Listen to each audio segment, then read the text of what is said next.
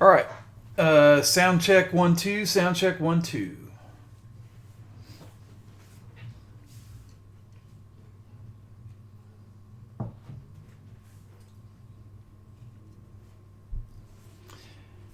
Can you guys hear me? Type in channel if you can hear me, please.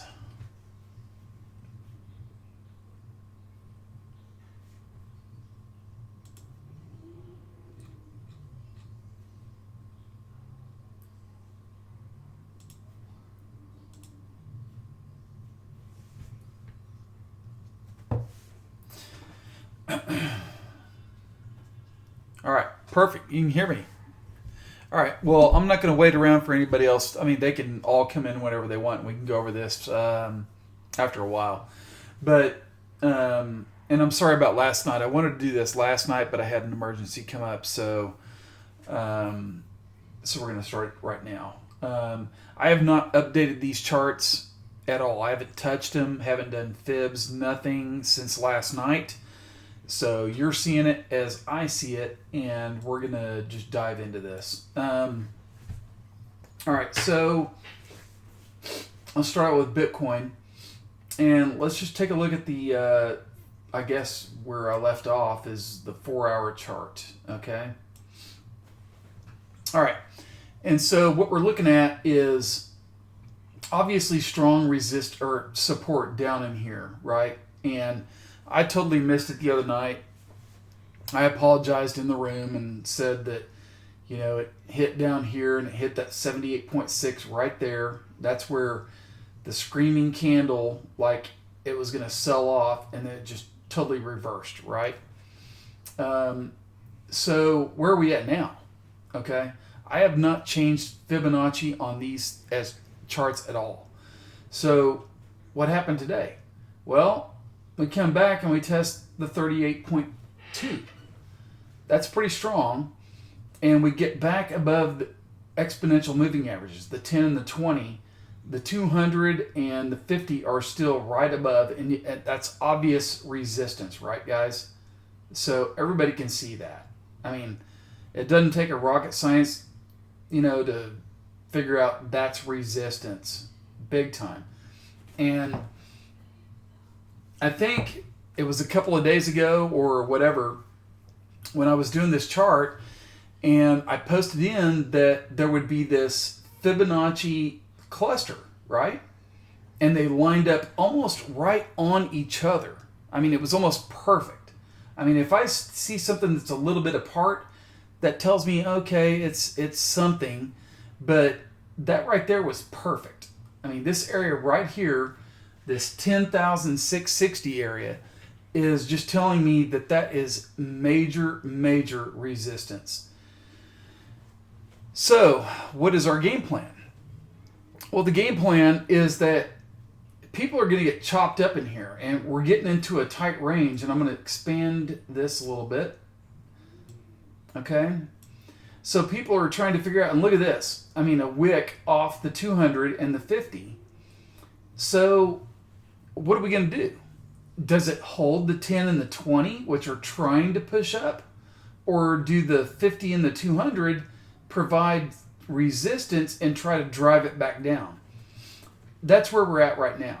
And this is a 4-hour chart, okay? It's not a daily, it's a 4-hour chart.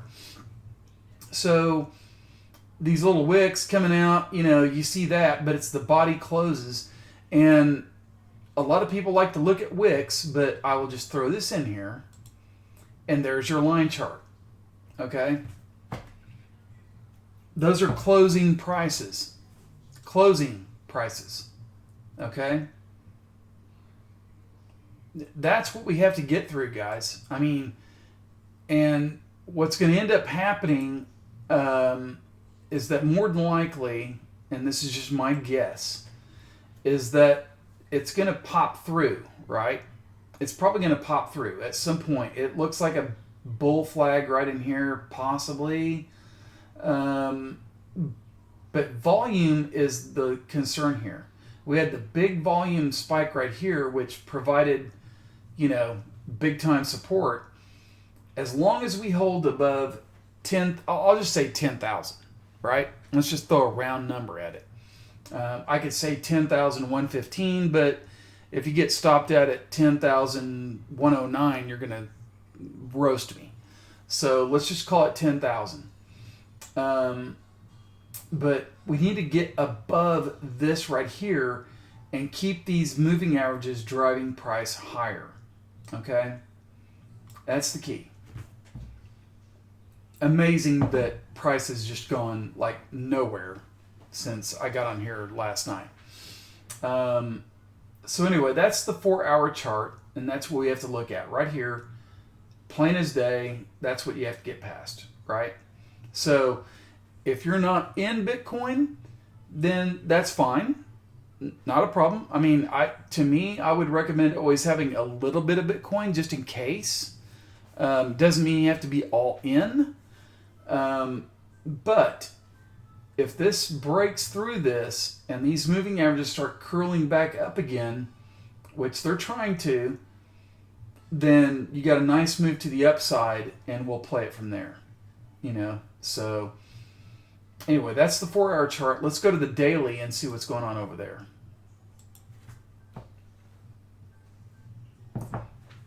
All right. What time is it? I don't know that this candle's closed just yet. But here's another example of why you need to look at multiple time frames.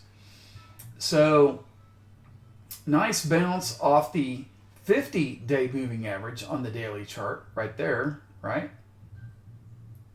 Okay. And we're coming back up and testing the 20 EMA. All right. And I'm going to scroll in so you can guys see this a lot closer. Here we go. Okay. There we go. 10 and 20 it's a battle right here, because bears know that if we get above this, it starts a new bull trend, right? And what have I been pointing out for a long time is that, and I'm going to do this, right? As you've seen me do. Everything comes back and tests the moving averages, right? They do. They always do, and it did way back in the bull run of 2017. Everything comes back and it tests a moving average, right? And Fibonacci levels. So I'm looking at this 200-day moving average down here, and I'm thinking to myself, okay, at some point, it's probably going to test it. But the question is, where is it going to test it? And when is it going to test it? Is it going to test it in the next month? Is it going to test it in September? Because if you're looking at the incline of this moving average, it's going up, right? And if you project it out, somewhere maybe mid-August or maybe even September, that's my guess, it's going to be up around in this area at 8,500, right? So that's my mind thinking. That's how my mind thinks. I like to project where things might go. So if it flattens out, if it just stops right here and just kind of goes flat for a while, then we could test down here. But what's going to drive this is price, right? Moving averages are based on price movement, okay? So for now, I would say that anybody that's in Bitcoin, okay, this is the area you want to watch. If it gets above that 20 EMA and turns, then we're going to go up here and we're probably going to test, and let's do this, okay? Because this looks kind of funky to me. But let's throw on a trend line, okay? All right, there we go. So just in case, because you have to make higher highs, right? Everybody likes higher highs. All we've done so far is we've come down, higher low, lower low, okay? So if we're going to bounce, don't just think that it's going to go to the moon, okay? Because you have to make a higher high. And that's your higher high right there. Okay? Right up here. So what we're watching for is if it breaks this, don't just throw all your money and say it's going to 25,000, right? You're playing it for a trade. So you're wanting to get up here. And right up here is where the 78.6 retracement is, and we all know what the 78.6 retracement does. It's rejection or it's support. And in this case, it's resistance. So you would be looking at 12,200. Okay? So keep that in the back of your mind. When this thing, if it breaks out, just don't go full FOMO into it. Just look at that area and say, okay, well, that's resistance. I'm going to take a little bit off the table, right? If it happens. I'm not saying it's going to happen. I'm saying if it happens. If it breaks this area, we're more than likely going to come up here and test it, okay? So keep that in your mind. And the stochastic RSI looks like it's trying to do something. It's down low. It's trying to do something, but it's done something back here, okay? And then it got rejected. So let's just get past the 10 and the 20 EMAs and go from there. Now, the downside. Everybody wants to know what happens. Well, what happens if it doesn't? Okay, what if it doesn't break this? Okay, then we're coming back and we're going to retest this area right in here, okay? Most likely, if this fails, we're coming back down in here. And we're going to test that area again. And if that area fails again, then we're looking at this red line, 82.50. Okay? And possibly even a test of the 200-day moving average. So those are scenarios you have to look at when you're looking at these things. I mean, you have to look at what if and what if, right? What if it goes up? What if it goes down? Where's my buy point? Where's my sell point? Okay? So, and not only that, but if it breaks out, you get the upper Bollinger Band right here, right? Which is coincidentally right around the trend line. Amazing how that works. And close to the 78.6. So those are things to watch for, right? And again, I have not updated this Fibonacci chart one bit. Not since last night. Hasn't changed. I could, some people would look at it and say, well, it broke past that little cluster, but no, it hasn't closed above it. And it's right there where the 10 and the 20 are, and I don't think that's just a coincidence, guys.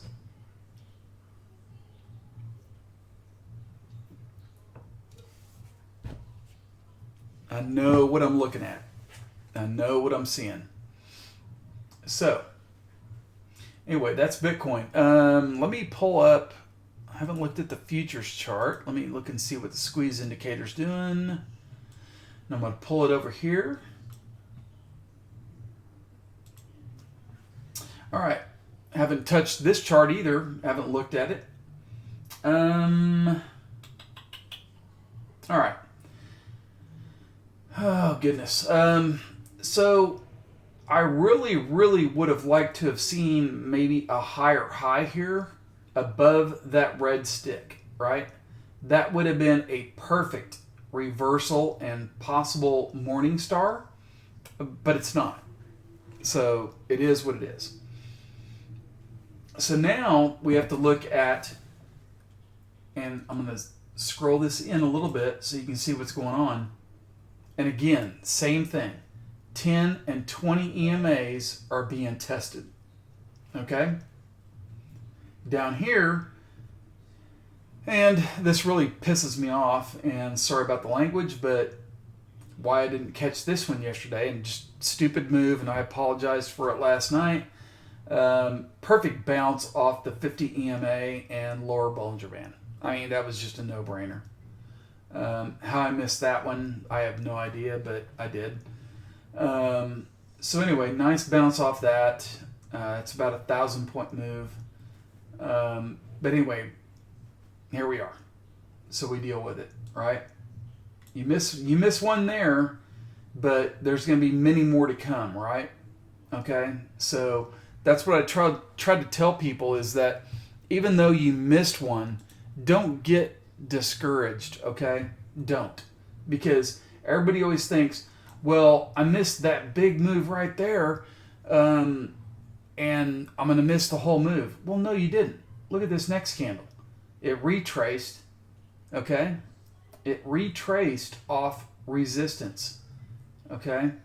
So if you're wanting to play this, then you're a buyer somewhere in this area and playing the move to the upside, and you have your stop down below. Okay? Does that make sense? Any questions?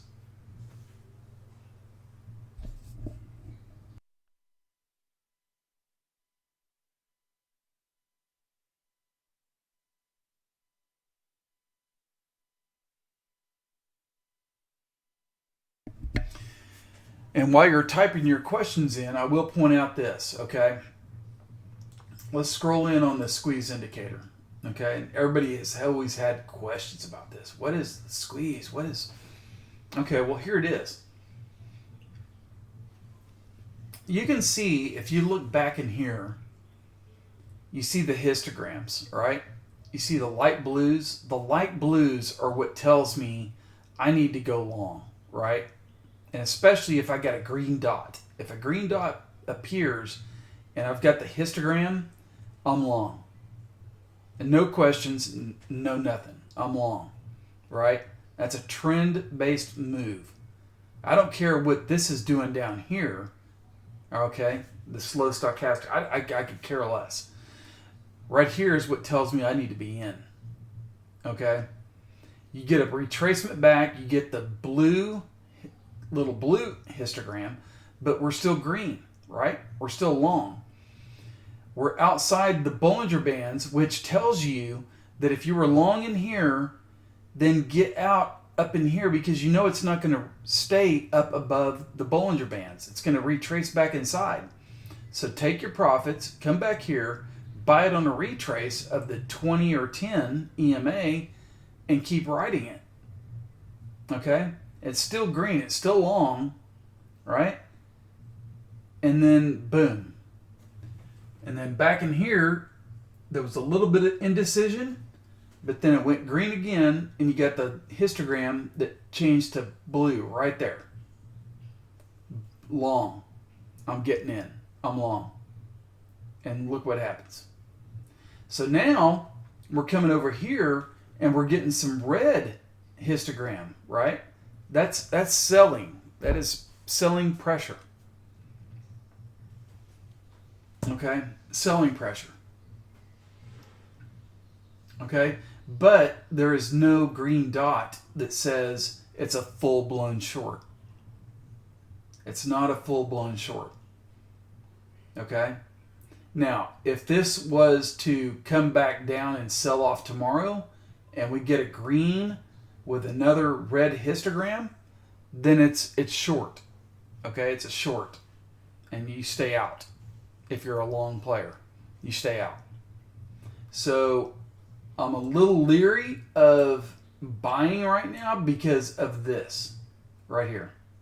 I just do not trust it just yet, and it doesn't bother me to be a little late on something because of this back here. Okay? If it goes green, then it goes green, and I get some buying histograms, I'm good. But right here, I'm a little leery. Okay? So it doesn't hurt my feelings. I'm not saying that this thing's going 1,000 points higher or 1,000 points lower. I'm just watching this right here. And I'm watching the EMAs.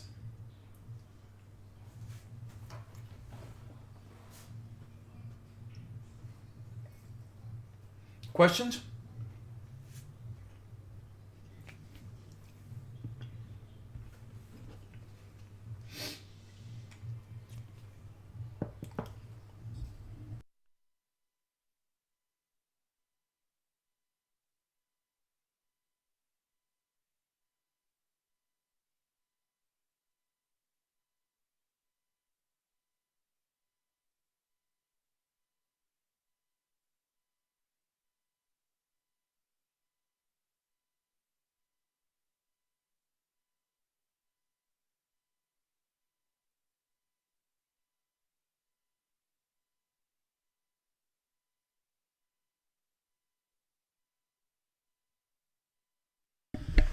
Okay, any questions or chart requests?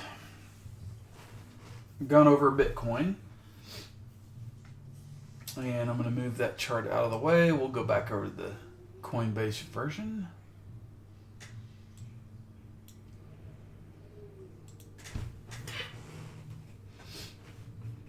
Any questions? Charts?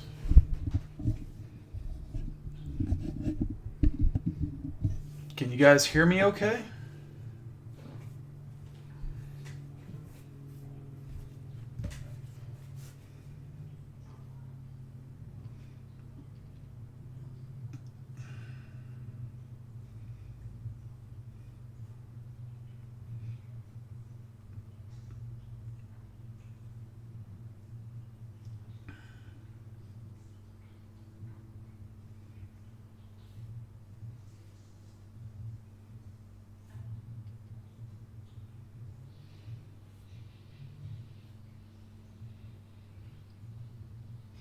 All right, Ethereum.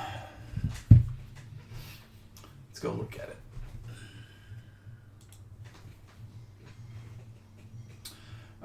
it. Excuse me. Daily chart. Okay. Oh my. Another one I missed, and obviously it did the same thing as Bitcoin. But anyway, perfect bounce off the 127.2 or 1.272 fib retracement. Just perfect. I mean, just price was outside of the Bollinger Bands. I mean, that was almost a no-brainer. This is why I wish I could just day trade all the time, you know, or at least chart all the time.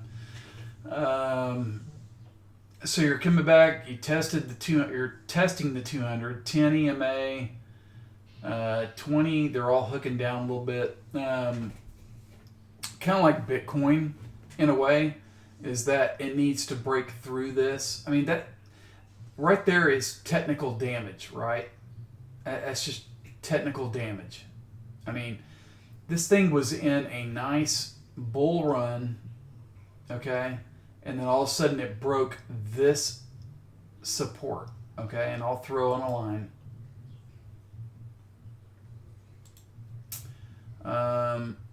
Let's call it, yeah.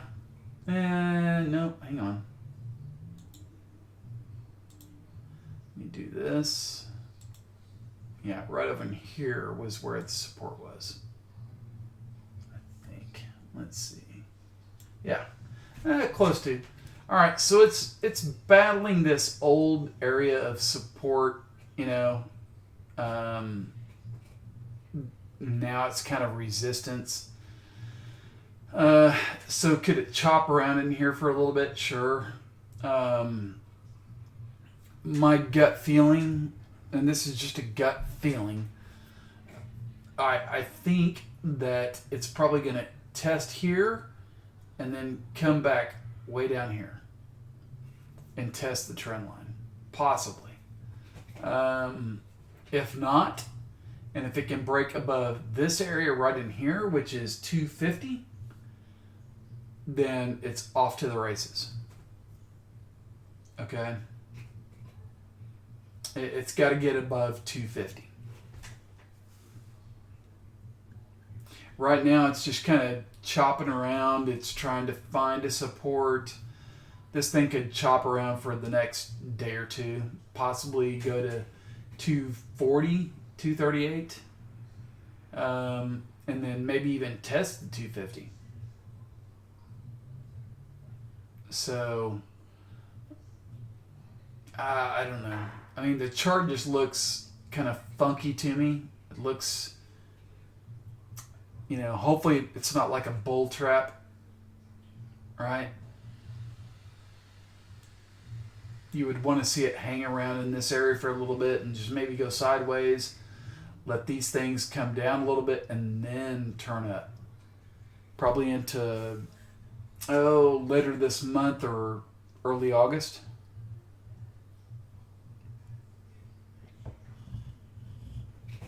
That's the guess. Oh my God, my chart looks like crap. Hang on.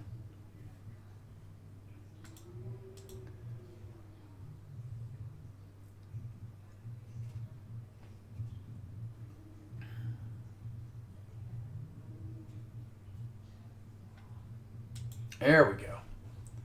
That's a little bit better. There we go.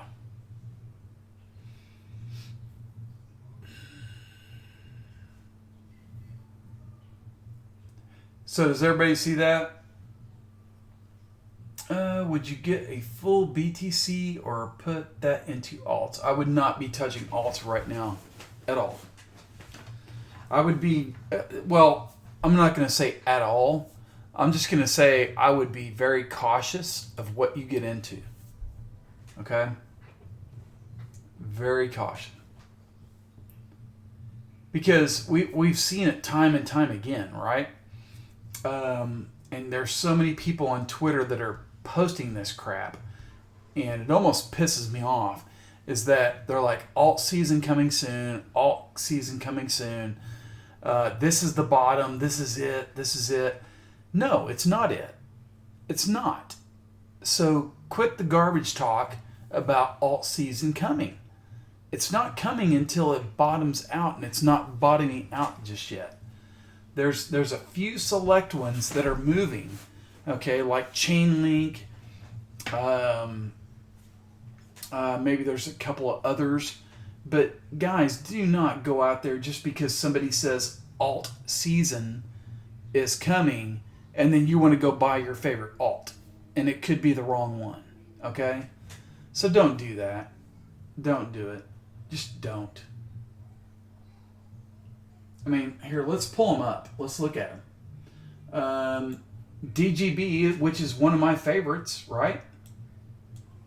I'm not going to sit here and pump this as it's alt season, right? I mean, the Bollinger Bands are tight, and it looks like it could do something, but we don't know if it's going to break out or if it's going to break down to here. This thing could very easily go to 77. We just don't know that. So for somebody to blindly say alt season is here is ridiculous. Stupid. Let's go look at another one. XLM. All right. Are you buying this? All right. Was you buying back in here? Okay. You got a little pump. Sure you did. But look what happened after. Dropped like a rock. Got a little pump. Dropped like a rock. Okay? Do you really want to trust that? Okay? I mean, now, the chances are decent that we get a move higher, right? The chances are decent, but I'm just saying, risk what you're willing to lose. Okay? Don't throw all of your money at this. You don't want to risk all your money. Don't do it. There's better plays. I mean, the majors are the ones that are moving. Bitcoin, Litecoin, Ethereum. To throw your money into a Litecoin, or not Litecoin, a altcoin, just because you think everything else is moving up, doesn't mean that way. And let's go look at the dominance chart. Okay, there we go. Hit resistance at my red line, which I had drawn for a long time. It broke this one. Remember when I talked about this, there is no such thing as triple tops. Okay, so I'm going to remove that. No such thing as triple tops. Hitting the resistance here, testing the 10 EMA and bouncing off of it. So if you're an altcoin player, what you would hope for is for this to roll over. You want it to lose that 10 EMA, come down and test the 20, and then you could possibly get like a bounce or a bigger bounce off your altcoin. Okay? That's my opinion. I could be totally wrong, and that's fine. I've been wrong before, but that's my feeling. So why are you trying to buy altcoins when dominance chart is like so bullish? Why? Don't guess. Don't guess on this stuff.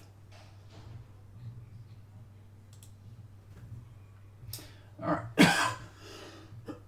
Excuse me. Any questions?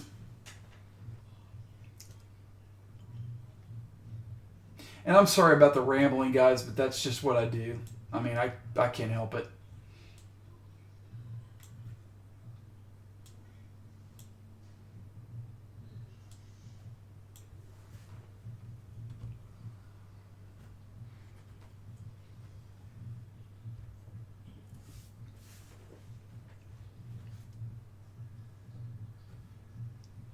Questions? Chart requests?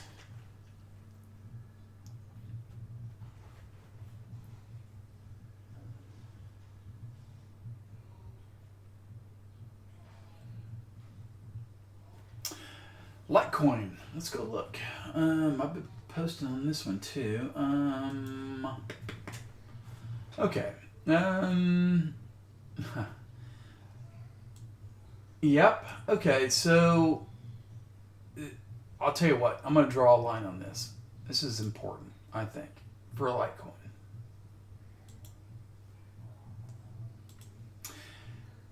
That's a pretty impressive bounce right there. Okay, right there where I'm moving my cursor. And some people would call it a tweezer bottom. And sure, I totally agree. It got back above the 200-day moving average, which is pretty bullish.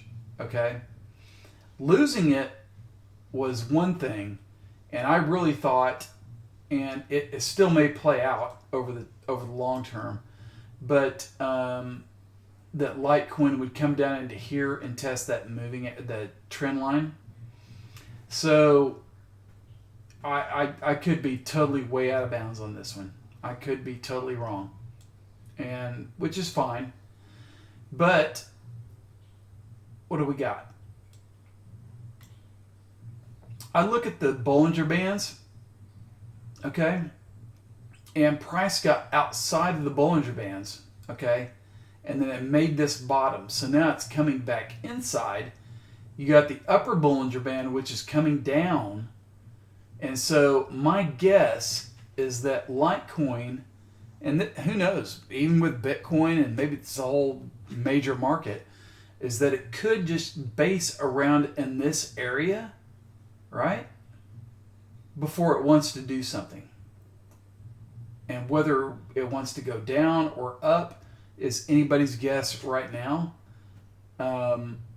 But I would just say, watch this area right in here, obviously where we're at. That's a 38.2 retracement, very important, 104. I think I called like a max upside on Litecoin of 115. And that was based on a Fibonacci retracement, which was back in here, I think, or, you know, obviously before it made this low. But I would call for a max move now of probably right in here, 119 to 130. Yeah, somewhere in between there. If it wants to make that big green stick and get past all that, then that's your max move, right?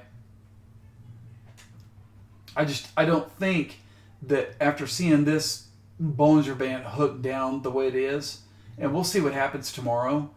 If it starts to flatten out a little bit, then obviously the upside becomes more important because it could just take it out easily. But when it's hooking down like this, that just tells me that it wants to try to base somewhere in here. This is how my mind works, right? And I'm looking off previous instances, like right back in here. Look at this. Up, down, lower Bollinger Band came up, upper Bollinger Band came way down, and it just based for a while. See that? It just based for a few days or a week, maybe a week and a half. So, same thing could happen here, right? Base around this 100 to 110 area, and then see what happens after that, right? It's not like, I mean, everybody thinks that, I mean, and here's the thing, forget what these people are saying on Twitter about, oh, it's going to 130 tomorrow, or it's going, no. Could it? Sure. I mean, but that's not realistic. Realistic is that it's going to base right in here, okay, based on previous movements, and then you get your move up or you get your move down, okay? So don't panic. Don't go off. I mean, and we're talking about moves here, and I get it. I mean, some people are all in on Litecoin, and it's big money to them, right? Because they're all in. And so somebody sees something go from 103 to 94. That's a $10 move. That's a big move, right? Are you willing to withstand that is the question, right? That's the $1 million question. And when I'm trying to teach somebody, and I made this mistake the other night, and I was trying to be conservative, but I did miss the 78.6. I put that stop loss where I had it at because I didn't want anybody that was all in on Bitcoin to lose a shitload of money. I was being conservative that if it held this 38.2 retracement, that it would bounce off of it and go higher and make a money. But if it went below it, then you're out, right? And so you save money. Now, obviously I did not catch the 78.6. I totally forgot about it. That would have been a good area to buy, and I should have posted that if it gets down to this area, buy. I missed it. My bad.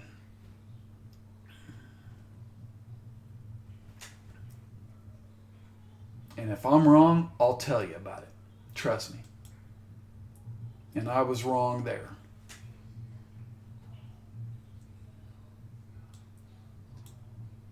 But I think, and I hope a lot of you that have seen me in my posts, I've been more right than wrong on my calls. Hopefully.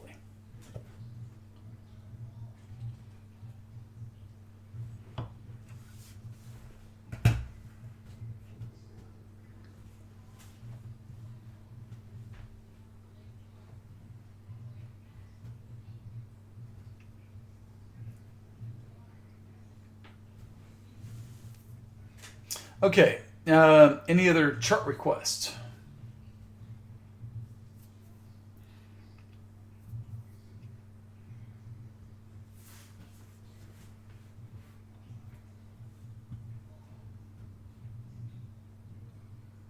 You know what? While everybody's typing in what they want to look at, I'm going to go, let's go over to a weekly chart of Bitcoin.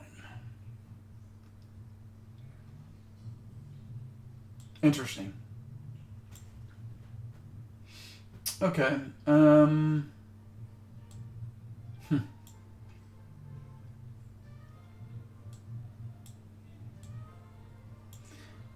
sorry about all the lines on here. David, yeah, I went over BTC. I can go over it again if you want me to.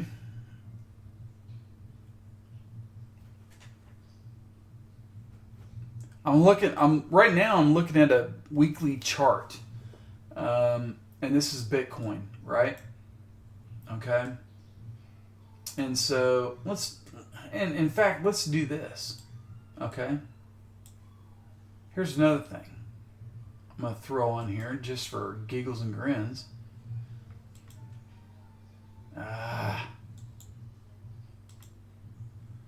do this.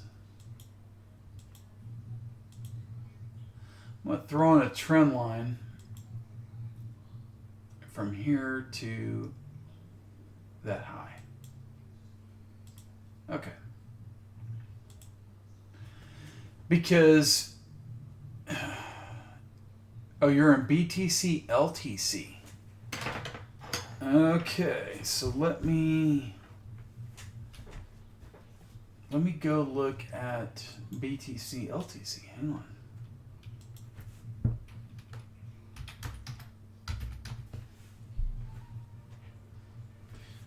Okay, can I get that chart on TradingView?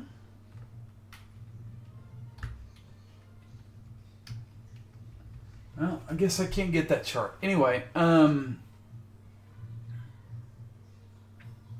okay, Thomas, I'm looking at your hi. If you're saying price needs to go over somewhere, let's go 1 hour there, week here. Okay, Thomas. So basically, it depends on the time frame you're looking at. I mean, I tend to look at either a 4-hour chart or a daily chart, and I like to look. I mean, I go backwards, right? I look at all time frames mostly, and I should do it more often, but a lot of times I just don't have time to.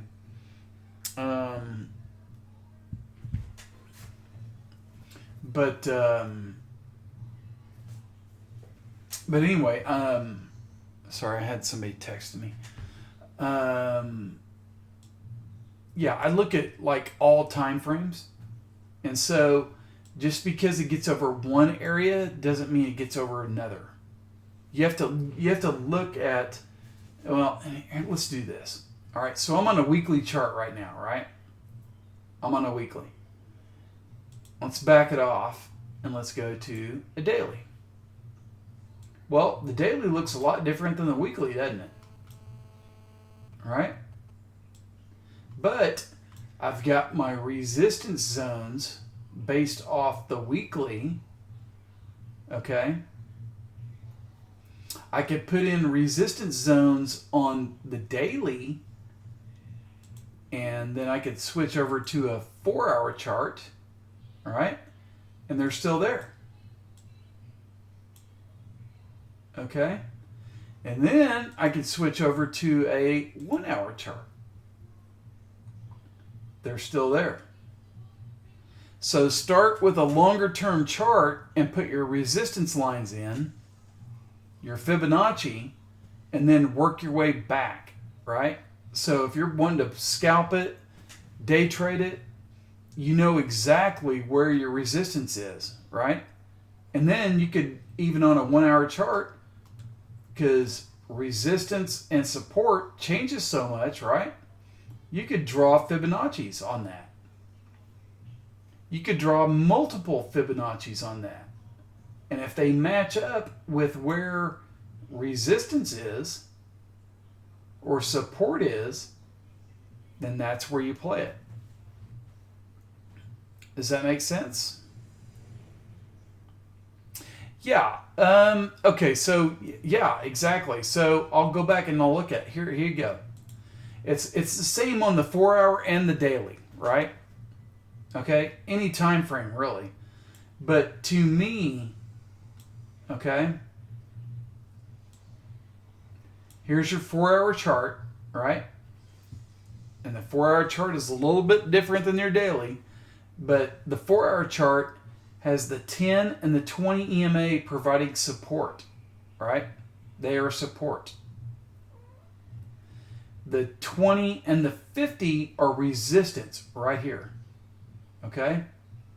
Now, I will go over to a daily chart. It changes, all right? The 10 and the 20 are resistance right here, okay? So this area that I'm talking about, this 10.6, 10.7, that is a big zone right here, okay? So, and not only that, but look at this. Here's your big red stick where a lot of sellers came in, right? Huge sell-off, huge. So whether that was people shorting, right, getting in there, then their cover zone is right around their entry area, right? And so that's why you're seeing them, if it dropped down and it pushed back up, then they're adding to their position in here to try to drive price lower, okay? And if that fails, then they're going to have to cover, and it could, once it get, and that's why if it breaks this area, then it's going to go back up because they're going to have to cover. They're going to have to cover their position, which means they buy. And not only that, but everybody else in their dog knows this is the big area to get past. So once it does, it should just blow right through this. Probably if it breaks this, then you're probably looking at, I forget about that 50. I mean, the 50% retracement, more than likely it's going to test the 61.8 right up here. 11.6. So if it breaks this area, we could be looking at a 1,000 point move here and possibly even more up here to test that trend line. But if it doesn't, and these hold and hook down, then it's going to drive price lower. And they win. The bears win.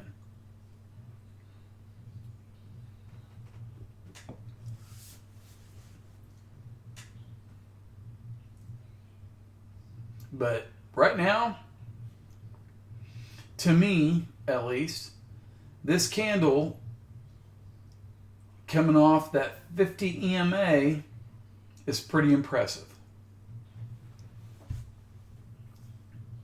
Yeah, either one of them, Thomas. Yeah, I mean, here's the daily chart, right? Here's the daily, okay? And then I'll switch over to a 4 hour. Right there. Look at that.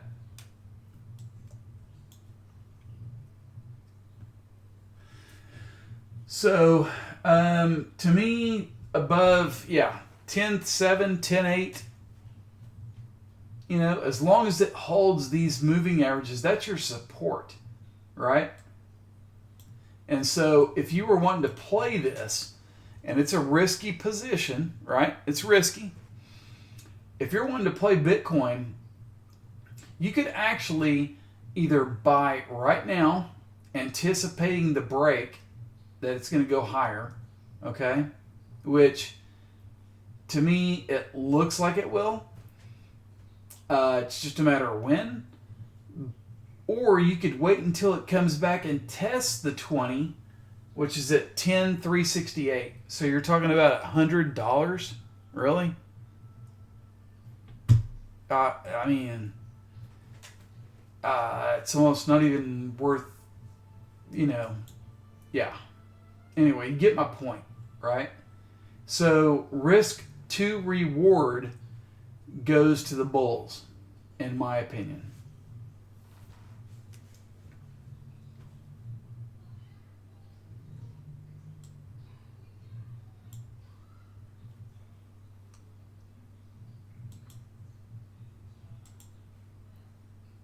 But again, it's I'm just one of those, when I look at a daily chart, I look at that 10 and 20 and I'm like, I really, really want to see it get above that to get the bullish momentum, going back again. I really do. But it's like I say, it's a risk reward type of deal, bro. It really is. And I'm not feeding you a bunch of bull crap or anything like that. I'm just calling it like I see it.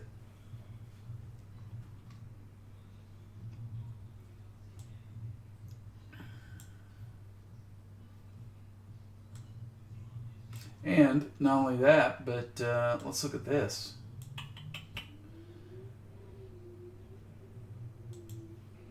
We could go something like this. All right. Okay. Not perfect, but some people could call this it's a channel, obviously. But in the longer scope of things, it could be a bull flag, right? Big, huge bull flag. But some people calling it a channel, testing here, Could come up here, reject, come down. Very possible. All very possible.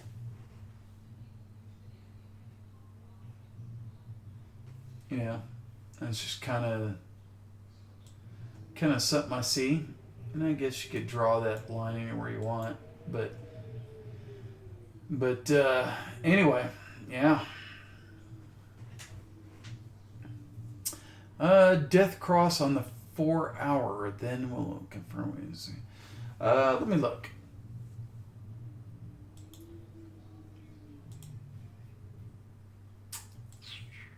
Well, it hasn't death crossed yet, right? And so I guess it's kind of funny when you think about it. Oh my gosh, these things are right on top of each other.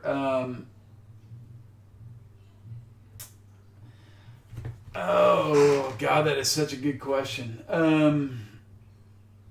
I would just say this, that if we reject from here and start going lower, like a lot, then that's obviously going to push the moving averages lower, right?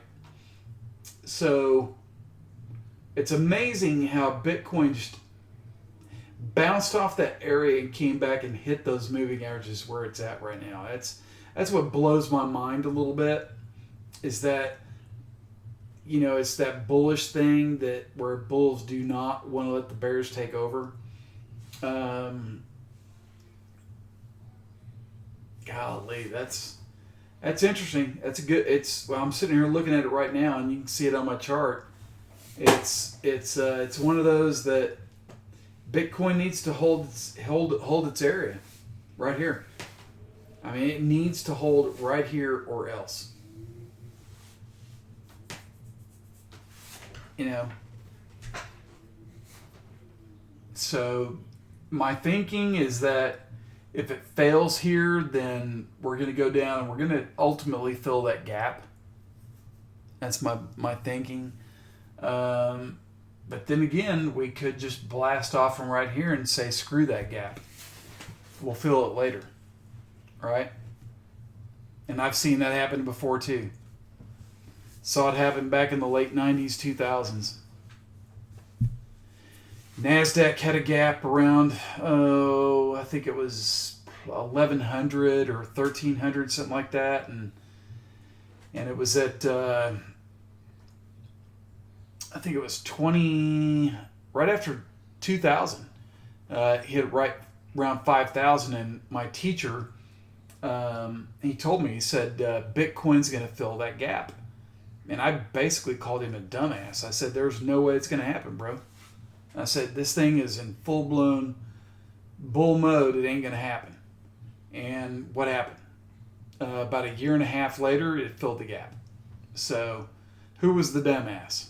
I was. Because I was arrogant, and I thought I knew it all, and said he was dumbass. And I was wrong. So that was a big-time teaching lesson. Never question your teacher.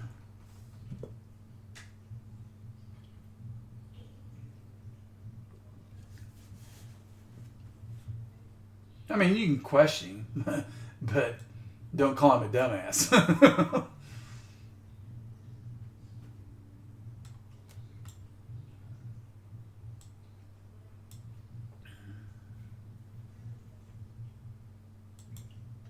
All right, so DGB, let's look at RVN. That's actually been on my radar for, oh my God. That's the 4 hour. Wow. Wow.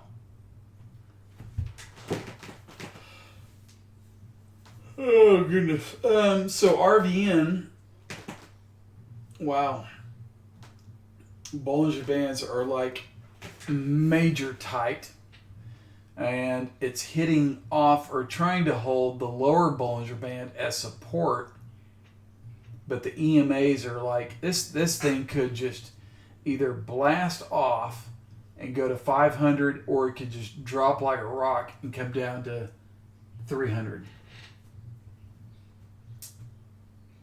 There you go. Or it could just wick down to here and then blast off. So that's RVN. Let's look at, God, ZRX has always been, I haven't looked at it in a while, always been one of my favorites. Oh, yeah. Okay. So ZRX, it's another one of those that's, look at that. I mean, where was I?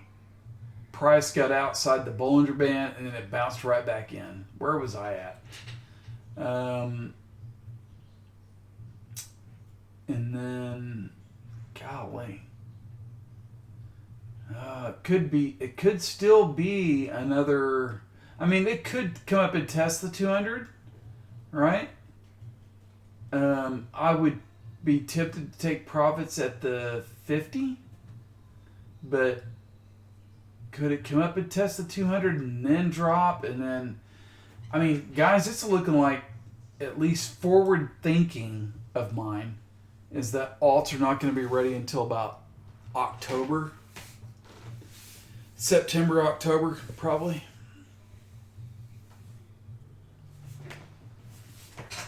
Based on, and I'm basing this on the 200-day moving average, right?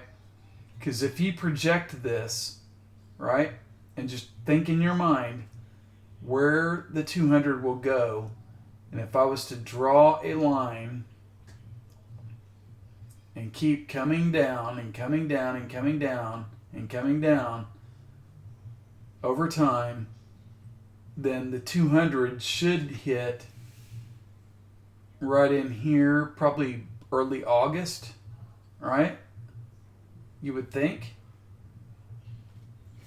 So I would think August, September is probably going to be the time, and coincidentally enough, that's when the fund managers get off vacation and have to spend money and gamble and shit and blah, blah, blah. So, yeah. We'll see.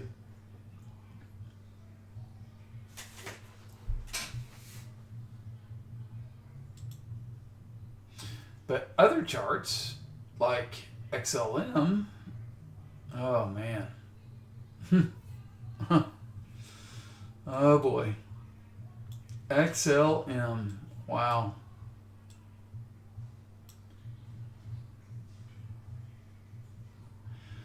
Oh, goodness. Okay, so XLM, low, higher low, higher low, higher low, higher high, almost a higher high, so higher high up here, question mark? EMAs are looking good on XLM, guys. Daily chart. That's the first time in a long time that the EMAs have started to turn up, okay? And I pointed this out on Bitcoin when it made its bottom, okay? XLM, and I'm going to take out, actually cross the 38.2.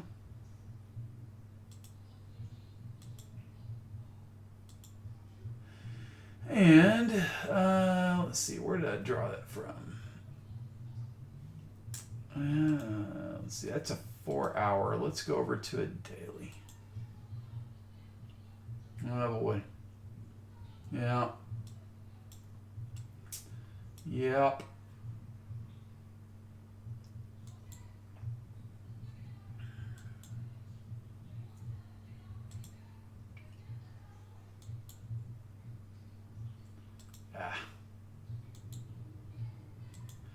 All right, let's take out the 50 and the 61 because it tested 78.6 and rejected it.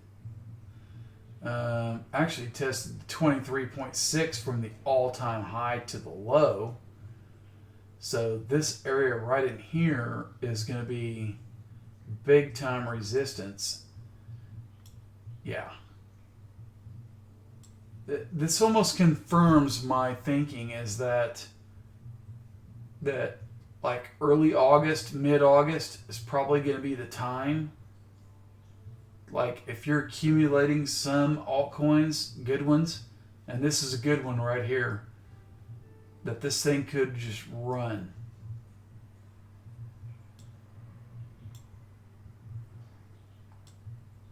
Oh, I love that bottoming action right there. Oh, nice. Okay, any questions? Let's see. Hi, Chris. Every time on a 4 hour, huh? Really?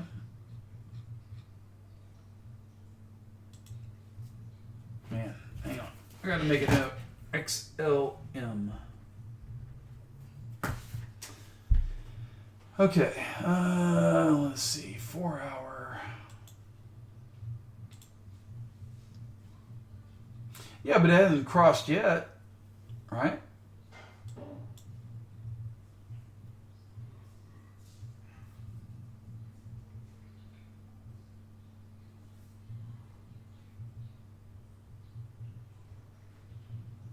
I mean, and not only that, but when it, I mean, it did cross back in here, but you got your move, right?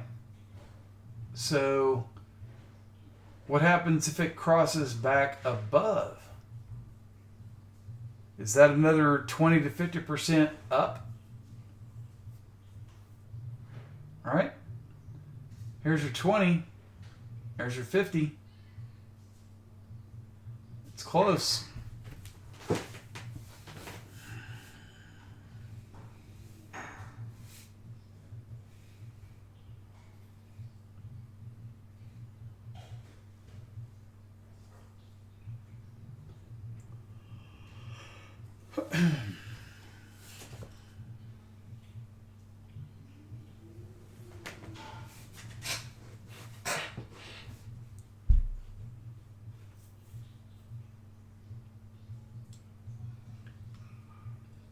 And I get your thinking, right? And it's right. It's proven, right? So we had the cross here and dropped all the way down here, but the 10 is possibly going to cross over the 50 and 200. We'll see. It hasn't done it yet. Has not done it yet, and it has to prove it to me. Thomas, XRP. Let me look. Let me go to daily chart. Okay, so yeah, I mean, look at this. Nice bounce off the 161.8, close to the all-time low, at least on this chart. So perfect bottom off that, you know. Let's go and see what retracement wise it looks like.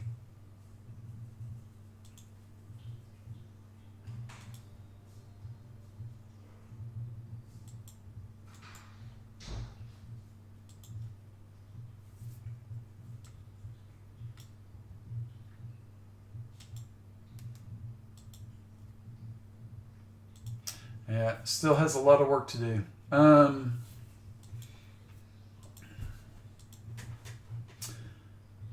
boy, man. I just, you know, it's one of those that, again, if it's going to follow in the altcoin pattern, right, which I've been talking about, then it's more than likely going to be in here somewhere before it wants to actually try to go. Okay, so I could see something like this. Let's see if I can draw on this thing.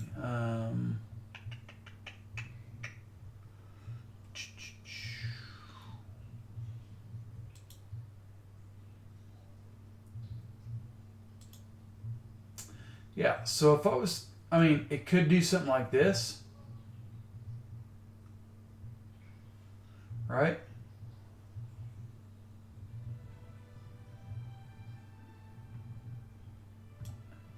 Kind of my thinking, right? Something like that, maybe.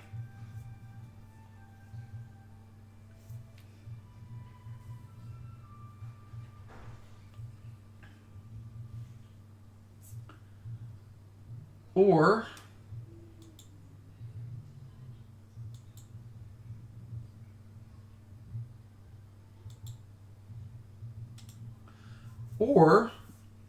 it could do this.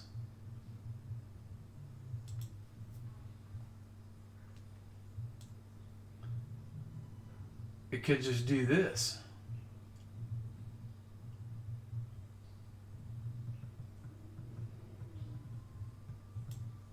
All right.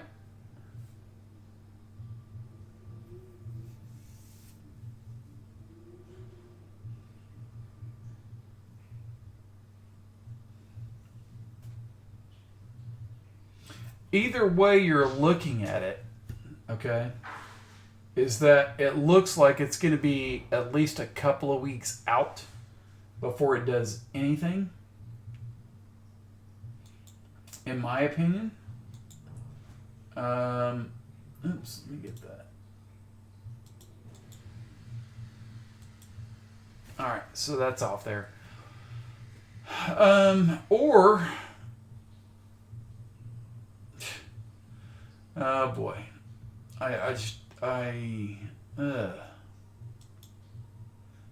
such a weird one. Such a weird one. If you look at this chart, though, okay, this is the weekly of XRP, right?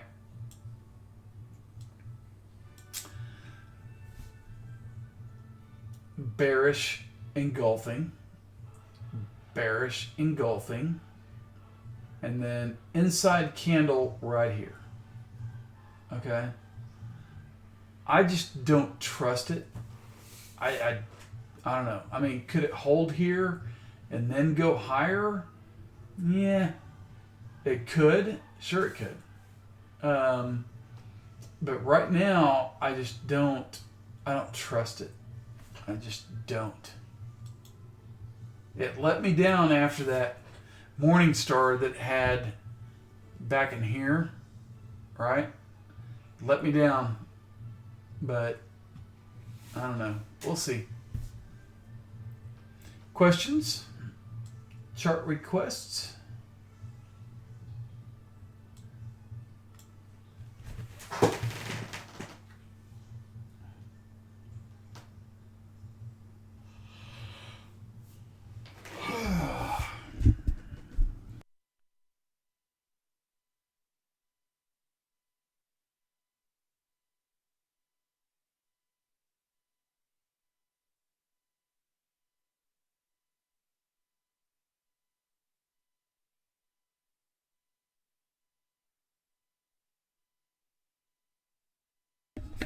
I'm just going to go through and scroll through some of these that everybody's had questions about in the past. Matic.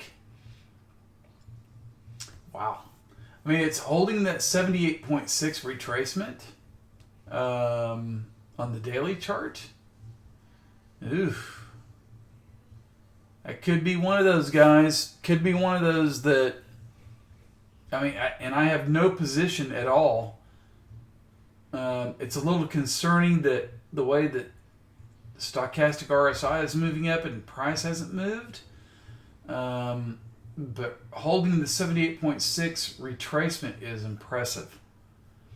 But it's in this down channel too. That's the thing. So if it breaks out of that, then it goes higher. Let's scroll down and look at some other ones. I'm not really sure why I have SYS in here.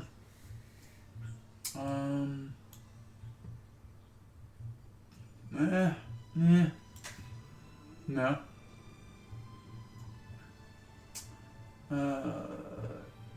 ZEC BTC.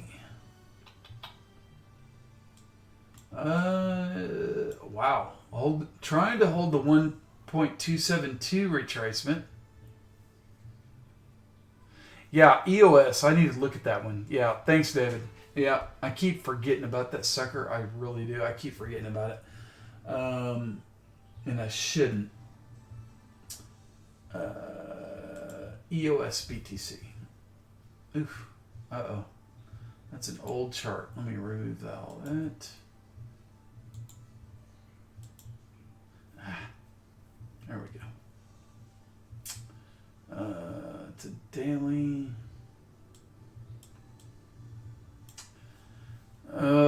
goodness. Is that a falling wedge? Hang on. Let's just zoom in a little bit.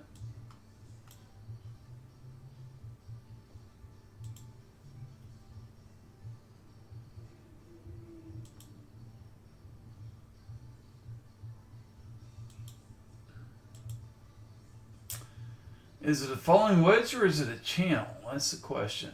Let's go look. Oh, that's a falling wedge. Okay. This became interesting. Let's go look at this closer. All right. That's a falling wedge.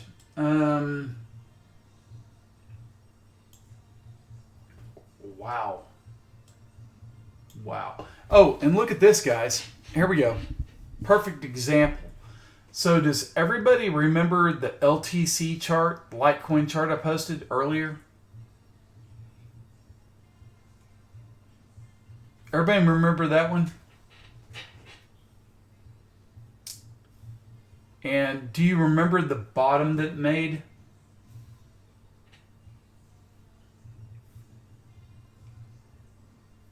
Okay, I'm going to go back to it because this chart just told me a lot, right, about Litecoin and why I am probably going to get more bullish on it. Okay, so let's keep in mind this, okay, and I'm going to point this out, okay. All right, see where I just drew that point right there? Look at that candlestick pattern, okay.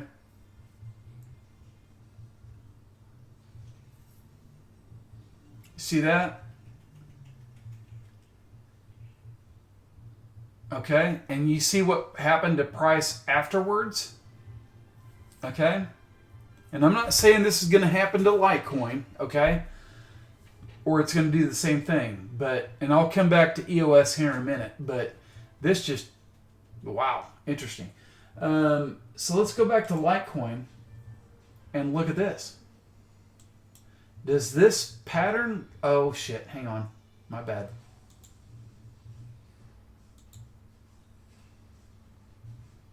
Damn it.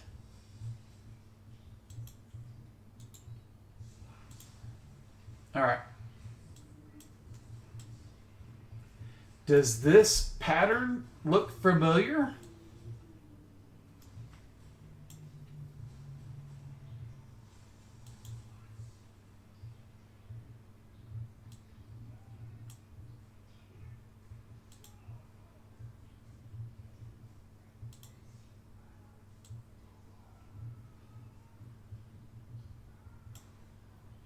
See that?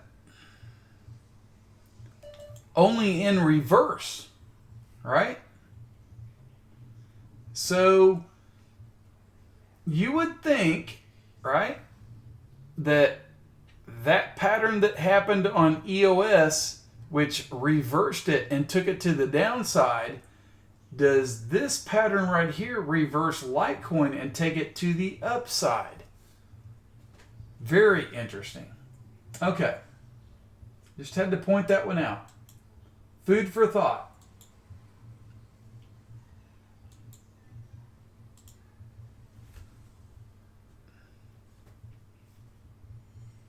Food for thought.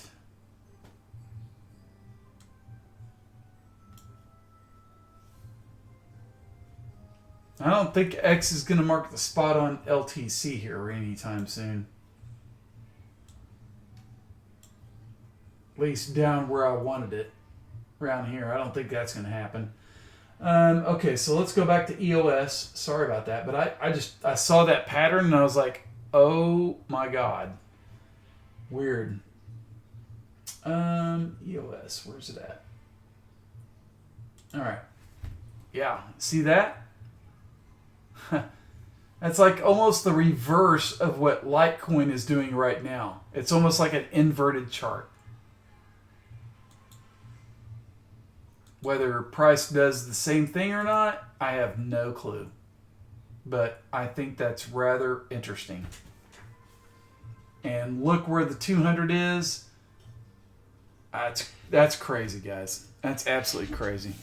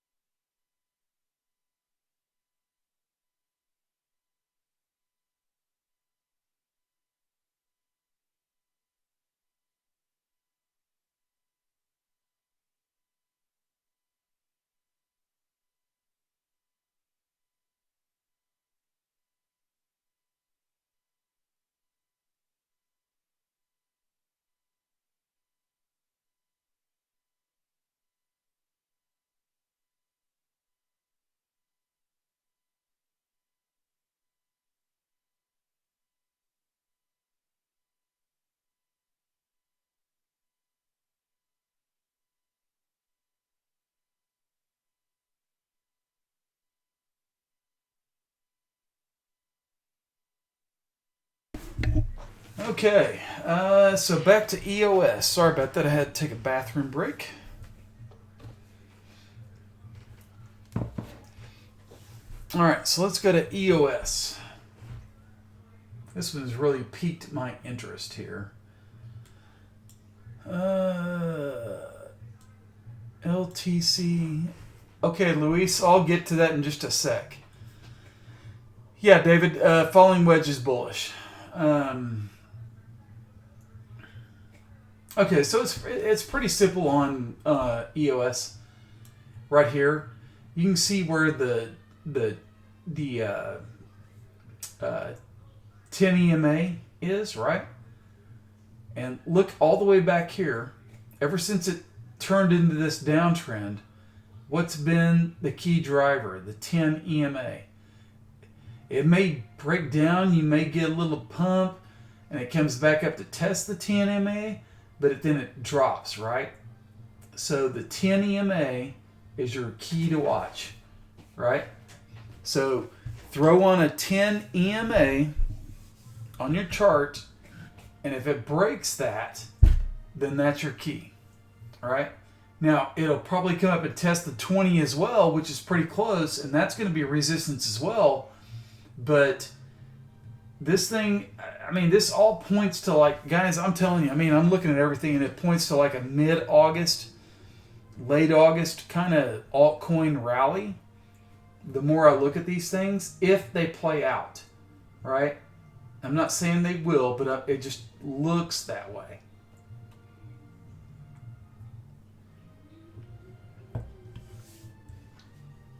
And for all I know, it could happen tomorrow. I mean, this thing could blast higher on some news or some pump or whatever and take it right up here in a heartbeat.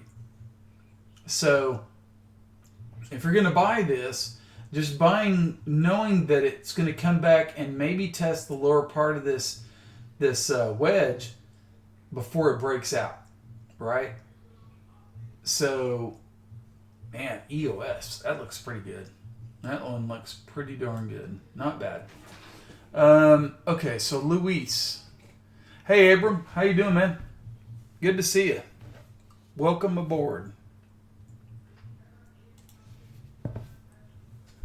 All right, so Luis, let me go to your chart.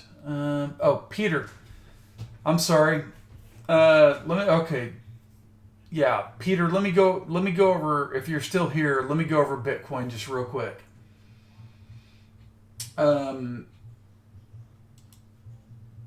Okay. So my thinking on Bitcoin, okay, and I went over this, is that here's your key area, and this is a daily chart. It's the same on a 4-hour chart, only the moving averages are different. And I actually should give myself a pat on the back for this Fibonacci cluster. But right here is where I had a Fibonacci cluster. Hang on one second, guys.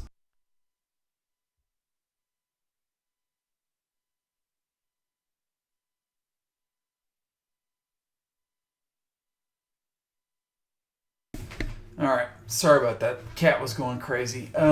Anyway, this area right in here on Bitcoin is multiple resistance, right? Multiple. Fib cluster, 10, 20 EMAs right there next to each other, okay? This area is huge. And support-wise, one would want to see it hold right here. So if this thing was to drop, okay, and that's, I think I posted about 10,100, don't be surprised to see that, is that it would hit this moving average before moving back up.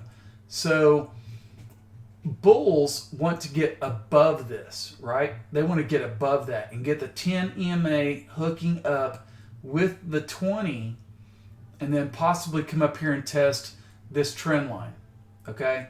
So don't be thinking that just because it breaks out that it's going to go to the moon, okay? And that 15,000 or whatever is coming soon.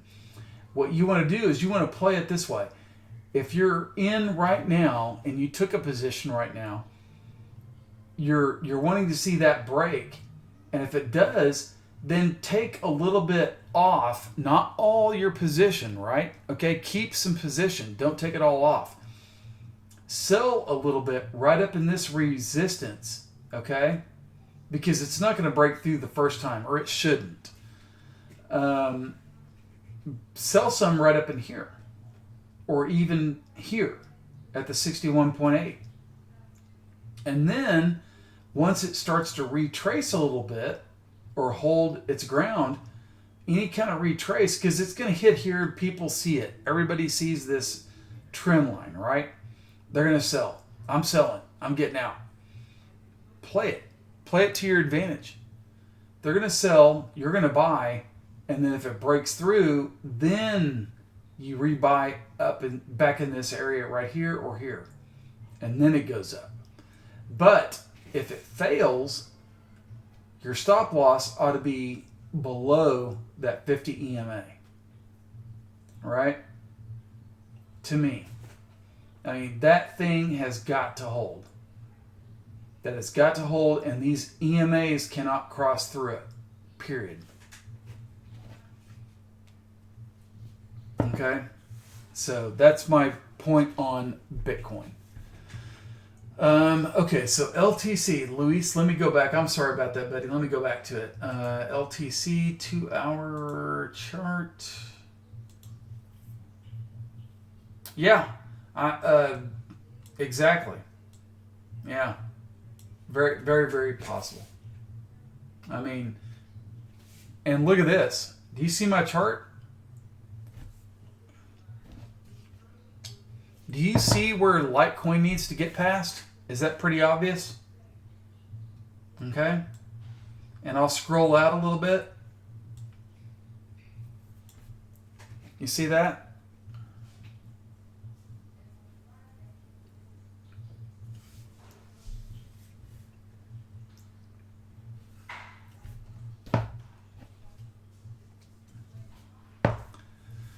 That's a 200 EMA in blue. You see that? Resistance. And just keeps driving down lower. Hit up here, got rejected. If it gets past that, it's a bull move, right? It has to be. bull move.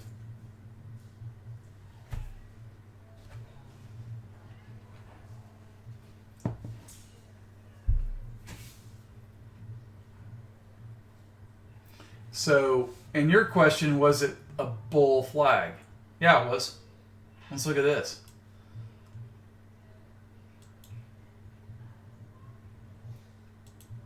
Let me get that trend line going.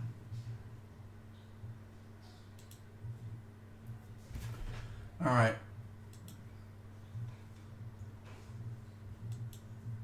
There we go.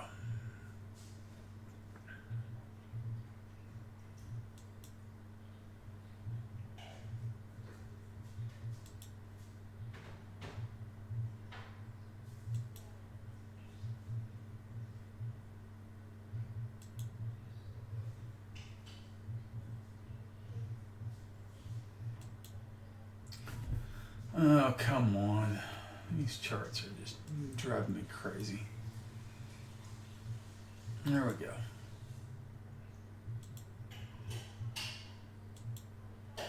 It's almost like could have been a bear pennant, probably. Or, I mean, bull pennant, right? And it's broken out of that. So, you would think 103 is next. You would think. That's your next move. Upper Bollinger Band, 200-day moving average. Could go a little sideways, though. These Bollinger Bands are so tight right now. Wow. So, anyway, that's what you got on Litecoin. And not only that, but I pointed out on the daily chart,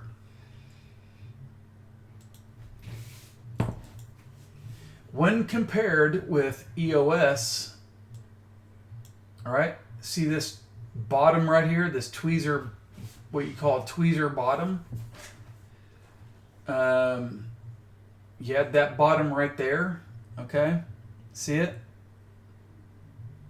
Right there, those two candles and the wicks. And then I'm going to go over to EOS.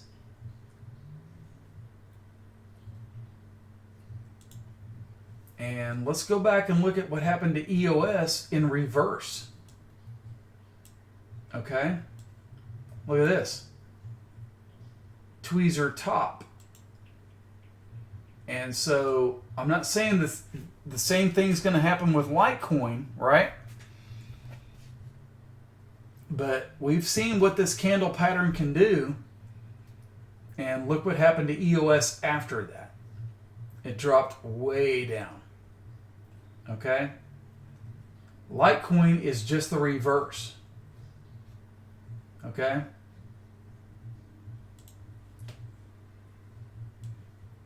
You had this tweezer bottom right here. Is price going to do the same thing and go up here? Could be looking at the possible 130 target. Just saying.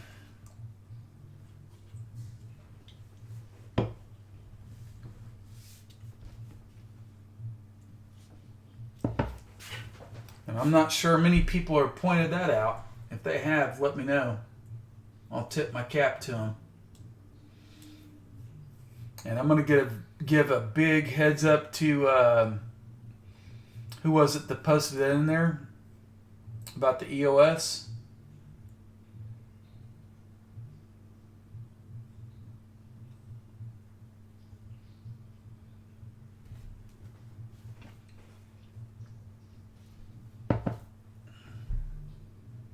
Who was it? I'm looking back. Who was it that posted EOS? Big tip of the cap. Oh, it was David. Yeah. Very nice, David. Good job, buddy. That just opened up a lot right there. That was a big time thank you right there, because that's huge. That's huge. So we'll see. We'll see what happens. We'll see if it plays out or not. But man, that bodes well for the bulls on Litecoin. It really does.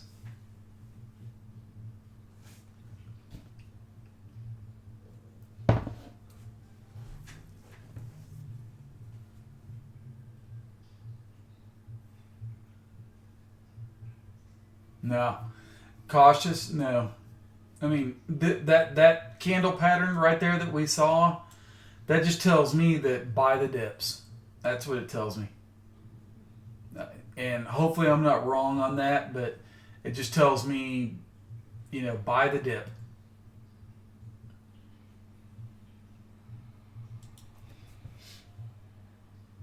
Let's go look at a weekly chart. Yeah.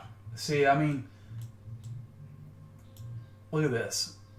I mean, that is just the start of a bull move with a correction. Just the start of a bull move with a correction. Now, if it drops below 80, yeah, that would get me worried a little bit and possibly come back and test the trend line. But right now, until it breaks that low, and that was, what is it? 70, well, yeah, 76, 77. No, good job, David. Very nice. Very nice. Very nice. Good teamwork, guys. Great teamwork. Very nice. Love it. Love it.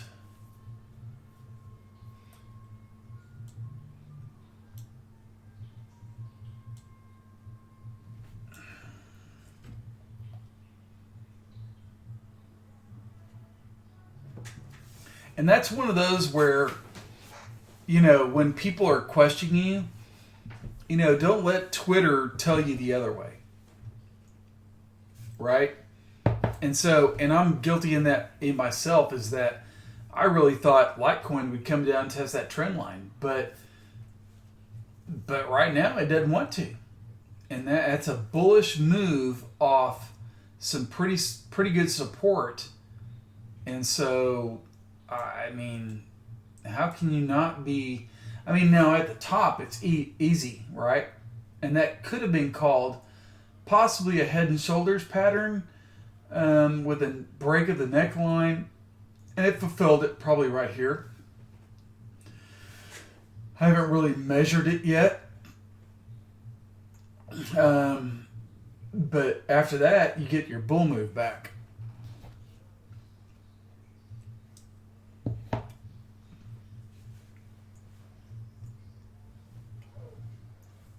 Wow. That is interesting. That is very freaking interesting. Okay, so I'm liking Litecoin right now. I will not like it if it can't get past that 110 area. If it rejects off 110 then and comes down, we'll see. But I want to see it hold. I would love to see it hold 90. I really would. That would be just bullish, big time bullish. Any kind of retrace and it goes back down to 90, I would be in. I would be playing that like with a lot and then playing it to the upside.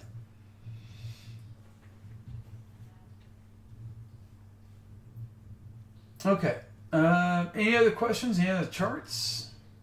Let's look at it. What else we got? Let's see here.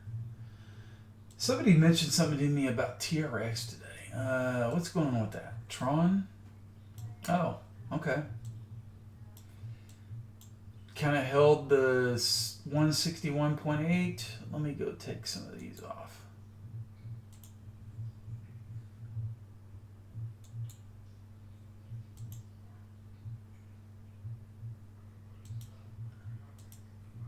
Yeah. Okay. Strong move. Strong move on Tron. It's still testing. Yeah, it's still testing that old support. Right? support here, support here, support here, support, and then let's see if it's going to be resistance or not. All right. And did it break the trend line? Yeah, maybe. So TRX possibly to 310. Possibly to 310, maybe a little higher. So there's some of these that are starting to move a little bit quicker than what I'm thinking. I mean, but I still think that right over here in early August, mid-August is when the altcoin move is going to be real.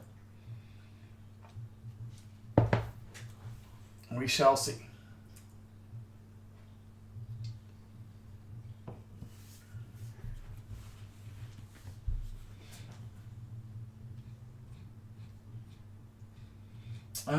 Let's see, who else mentioned something?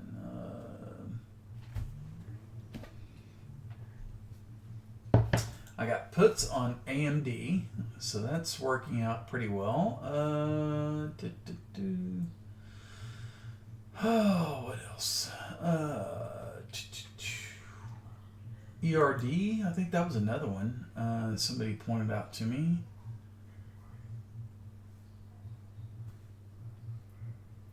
Oh, wow. For years, huh? Yeah. Swing trade that baby. Heck yeah. Swing trade it. There's that hot chart. What else? ERD BTC? Geo. What's Geo? Somebody mentioned Geo, I guess, a while back. I guess I did a chart for them. Yeah. If it gets above the 20, maybe? TNT. That was another one that was mentioned to me. Maybe. Gotta get above all that, otherwise it just drops like this. Let's see what else. Oh, Neo. What's going on with Neo? Let's look at Neo. Haven't seen that one in a while. There it is. Oh, wow. Okay. So Neo has found some support, it looks like, at the 127.2 retracement. And let's go and take out the 78.6. Wow. Okay. So I kind of like Neo right here. Okay. This is one of those that can move pretty quick. EMAs, if these come down just a little bit, maybe in the next day or two, this thing could turn back up. We'll see. It's got to get past this and then hold it on a retrace and then go up and maybe retest this area up in here. But I like Neo. And I like that volume stick right there. That's buyers. Buyers came in.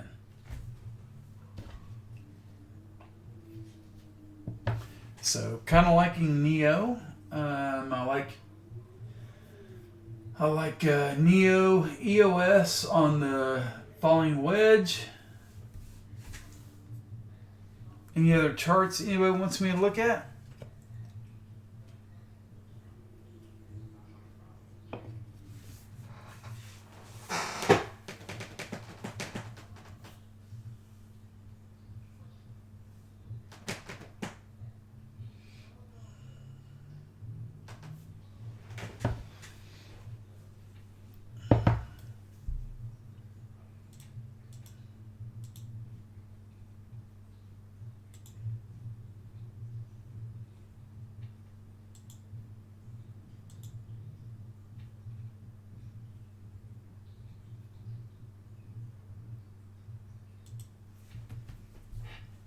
BCH.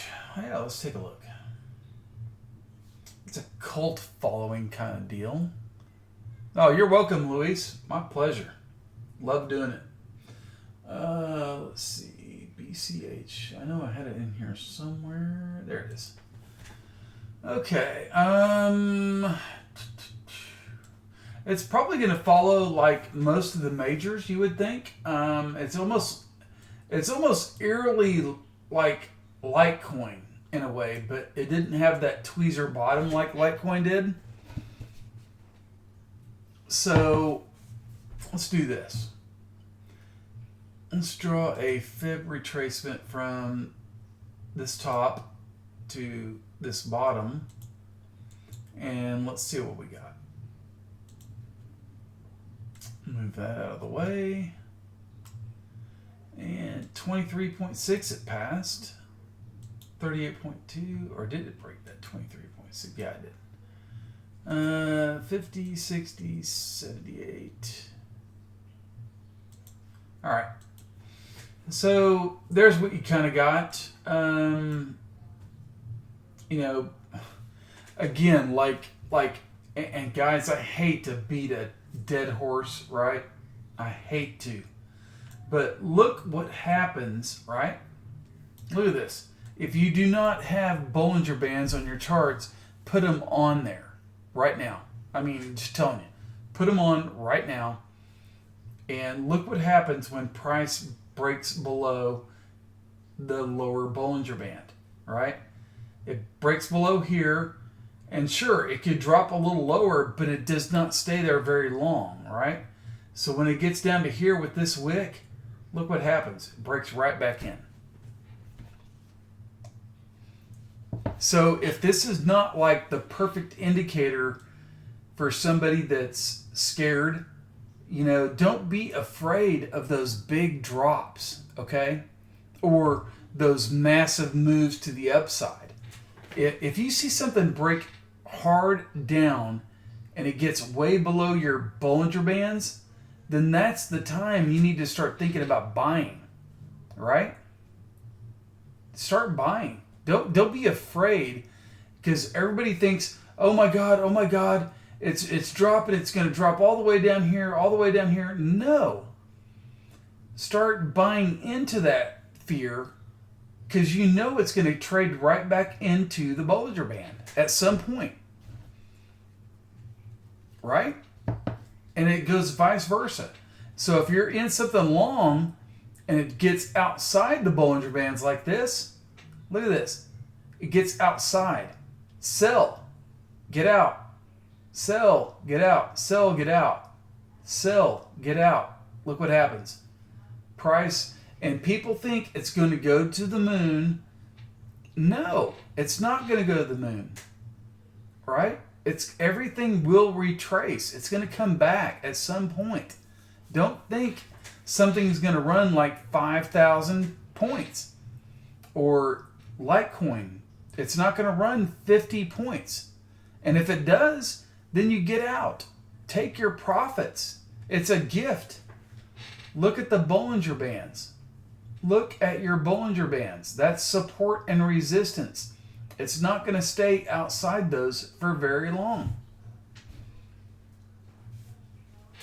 Does that make sense, guys? Does everybody understand that? I'm not trying to beat a dead horse right here. I'm just trying to help you guys.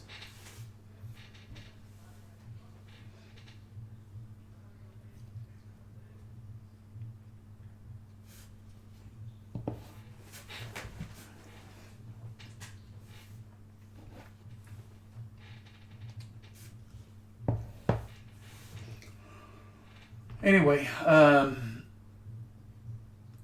BCH. So outside the Bollinger Bands, it got back in. You want to be cautious, right? Because here's your 10 EMA, and that's obvious. We know what the 10 EMA can do, right? It's a price driver, right? So until it gets above that, and possibly even the 200 is going to be resistance as well. If you're trading this, you're almost in a kind of no man's land here. to be honest with you,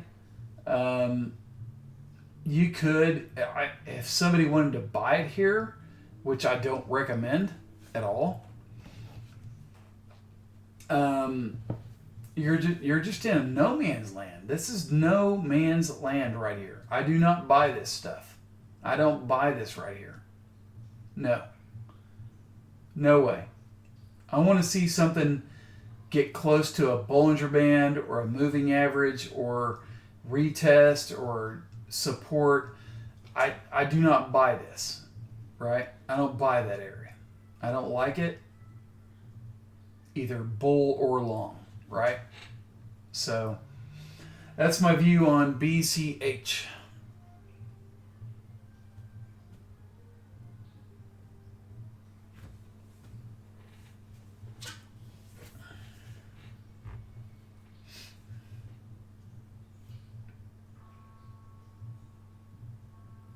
All right, let's go back to what's Bitcoin doing? Anything? Probably nothing.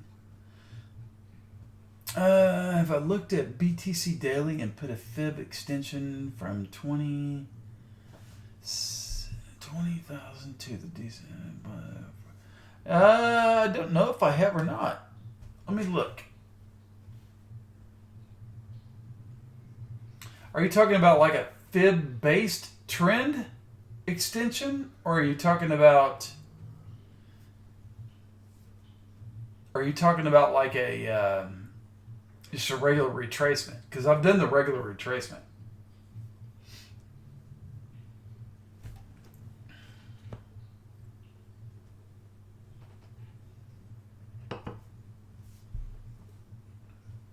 Yeah. So Bitcoin, I've done the regular retracement. So from the high to the low, yeah, I've done that. And where did it hit? Let's go up and look. Or did I? Maybe I didn't on this chart.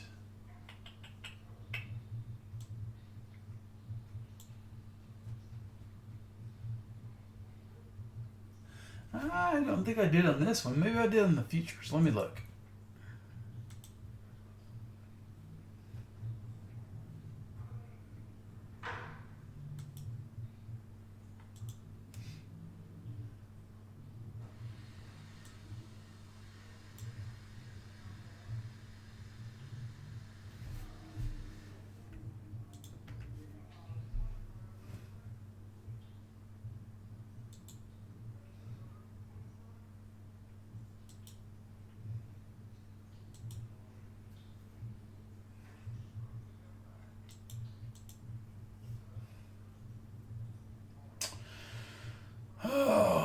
I thought I did.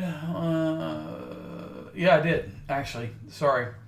So on the futures chart, the top, or at least the 61.8 retracement, was at 13,954. And where did we hit on June 24th? We hit a high of 13,915. So, yeah, I had it drawn on the futures chart. Yep. And it hit almost perfect, that 61.8. So, yeah, I've got it drawn.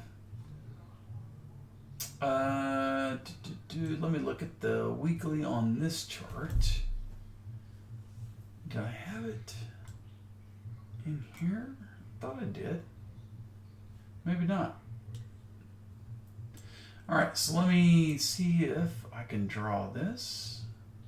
I thought I did. So from there to here.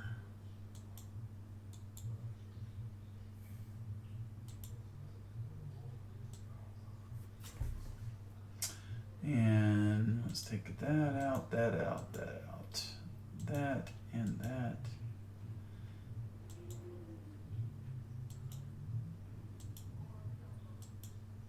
Let's see.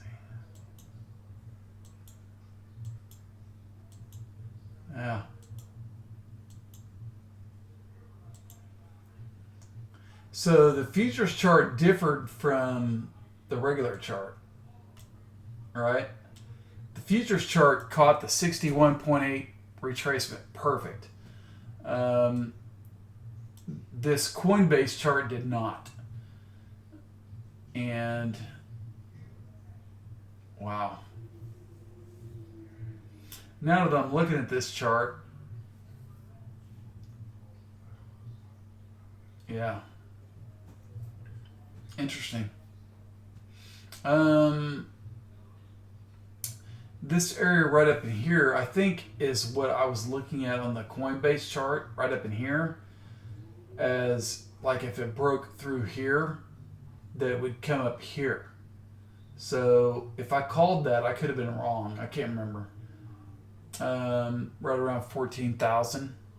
That's major, massive resistance. Right up there. Massive resistance.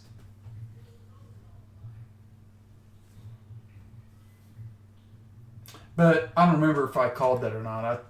I don't. So, but what we do know is massive support is right here at 8,800, where the gap support is, where, you know, this old resistance, new support, that's massive support. So, and I think, actually, I probably could get rid of that, although I can't remember where I based off of. Depending on the date.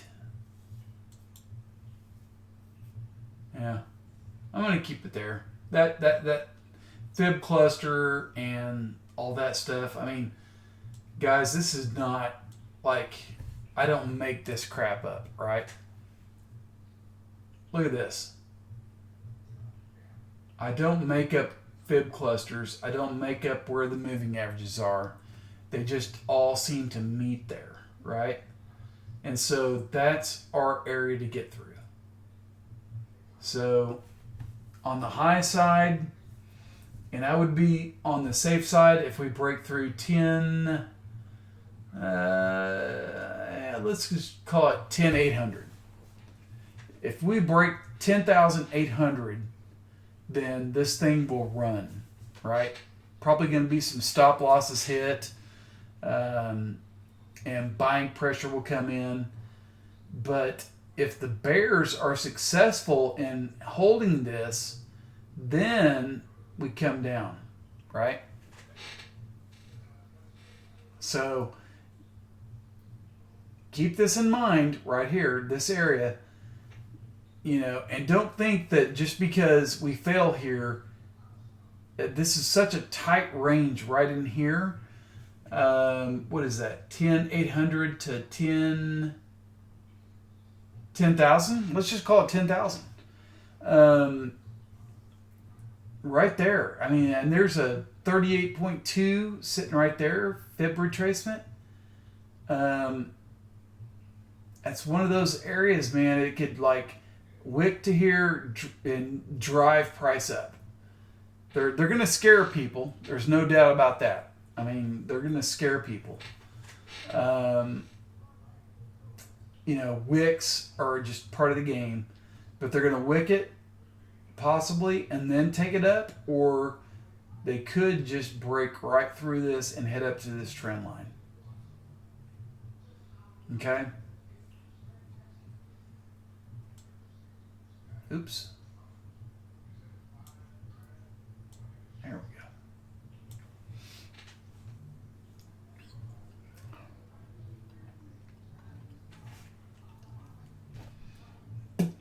Now, Luis, the only time I use trend-based is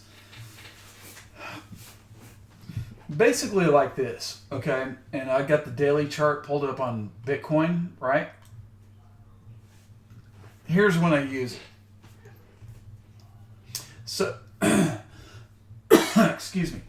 So when I see a down move like this, and then we get rejected like this, okay? probably about a day or two later, I'm going to go and go, yeah, you know what? Let's do a fib trace. Here we go. Trend-based fib extension. And I'm going to say, okay, well, look. If this high comes down to this low, then you would naturally think that this high would match the move over here, right? So what do? I point it like this, this, and this. And where does my line come in? Right here. And where did we bounce? Right here. We bounced right at the trend-based, right at 9,000, right? Or close to, right? So that's where I plot that into. That's where I come up with that number. That's just one of the things that helps, like, when you're trading, right? You go, okay, well, it came down here, then it comes up here and gets rejected, and now it's coming down. So where do I start looking? And then you go, okay, well, I got my fib retracements, okay? That's one thing. Then I want to do my trend fib-based retracement and plot it, and it comes down here. And so you got your fibs, you got your, and you're going, okay, well, wait a second, that's the 161.8, and the fib-based trend retracement lines up with it, and then, it's below, it spikes below the Bollinger Band. Yeah, that's a good area for me to buy. I mean, pretty low risk right there. Low risk. And you can do that on any chart. Doesn't have to be Bitcoin, any chart. So right there, you're going, okay, well, that's a low risk trade right there. And if it drops below that, then fine. I mean, I'll add to it because it's way below the Bollinger Bands, and I know it's going to pull back within it, so I'll just add down here a little bit, and then it's going to pull back in, and that's where you get your money. Does that make sense?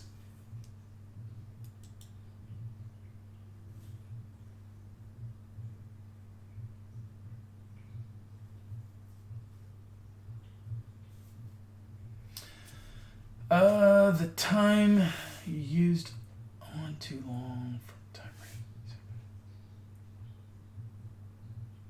No, I mean you can use the trend based thing on any time frame. Yeah, you can use it on any time frame. I mean, I could go to a 1 hour chart. I could go to a 2 hour chart. I mean, there's patterns to everything that's going on in the market, right? There's patterns. It's just a tool to be able to help you define where some support or resistance is. Not just support, but resistance. So let's do this, just for giggles and grins, right? Let's do this. Let's look at the upside. Okay, let's look. There we go. So if I was to draw a fib retracement there, trend based, and then back here. Okay, so where does this tell me if we're going to make another move like we did back in here? If that's bottom, and we're going to make another move like we did back here, where does that tell me that this move is going to go to? It's going to go up here. 12.6, right? Where does 12.6 line up at? And again, you just saw me do this. I don't make this up. I didn't plan this, all right? But where does it line up? It lines up with the upper Bollinger Band, and it lines up with the trend line, right? Look at that. Now, I'm not saying it's going to go straight up, but it could go up in here and get close and maybe wick, right? So if we're going off patterns, right, that's what we have to look for. Does that make sense? Look at that. And I just did that. I didn't plan that. I just looked at it, right? So if this move right here is going to be, if this move is going to be equal to this move, then there's your target, right? Perfect.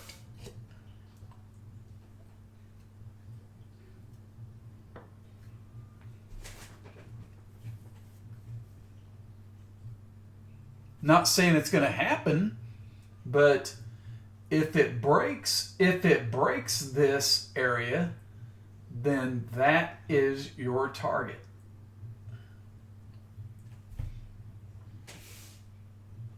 And I would not be exactly looking for that area. I would sell just ahead of that 78.6 retracement, like right in here.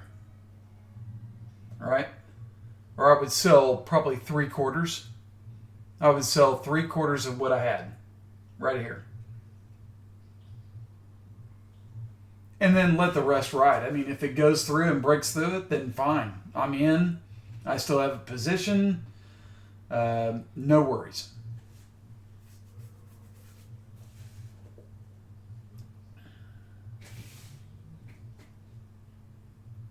But right now, we're stuck in between this zone right here. We are stuck. It is, and I'll point it out just so nobody gets confused.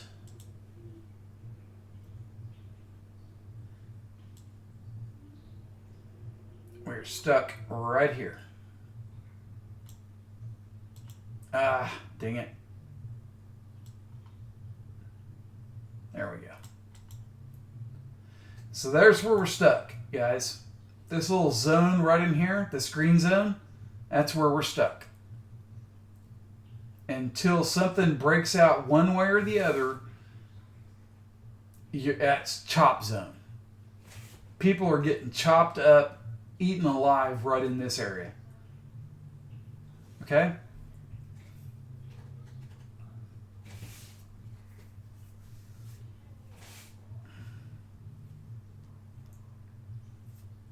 Oh, you're welcome.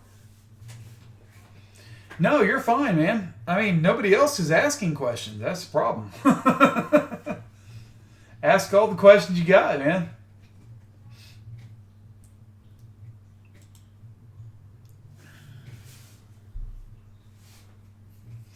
That is what I'm here for.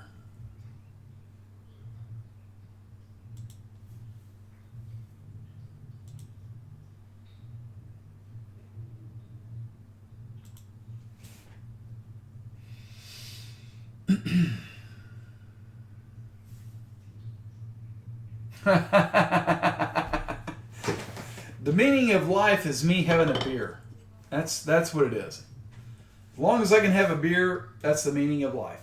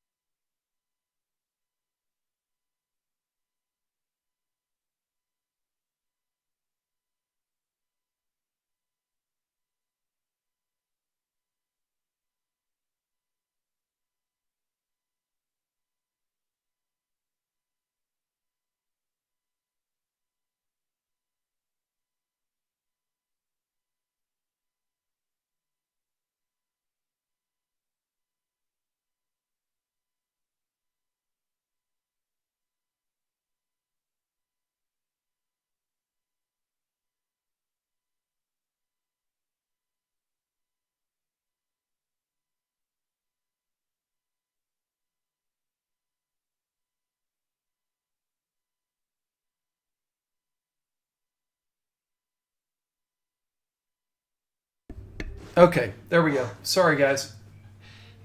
Okay, so ETH, and here's what I think people should do from time to time is, yeah, let me take that out. Well, actually, I'll go back. There we go. Can you hear me now?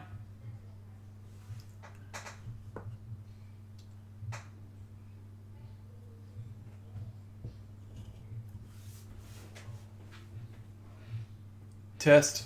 Can you hear me?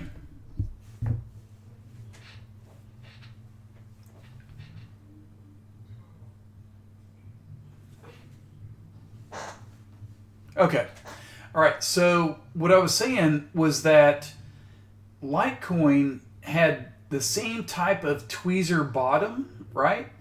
Although Ethereum did not have as big a move on this green candle as Litecoin did, right? So it's almost like the two of them are trading close to each other.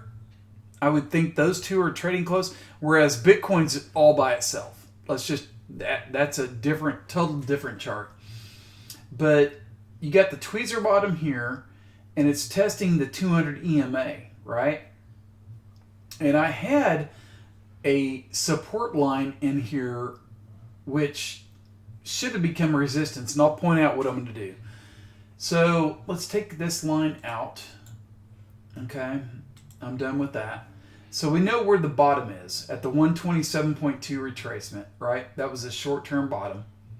So now everybody's trying to figure out what is going on. Is it going higher? Is it just testing this and going lower? Here's one thing you can do that'll help. So over in here where your candlesticks are, over on this little part, I always recommend to people every now and then just do this. Just go on here and click on line chart, right? Kind of gives you a sense of where, and this is all based on closing prices, okay? No wicks, no nothing, no, where it's gone during the day. It's all closing prices, right? And so this is always good to look at every now and then, just to kind of get an idea of what things are doing, right? Closing wise, and where you need to get past. And so to me, if I'm looking at this, here's Ethereum, okay? Here was a closing price right here, okay? Now, if I was to draw this line back over to here, where that closing price was, what's that line up to? You see that? And I may have not drawn it just perfect. Let me draw it right up there. Let me get it right on it. There we go. So, what's that tell me? Okay. Now I'm going to change this to a red color. Okay. Because it broke through it. Okay.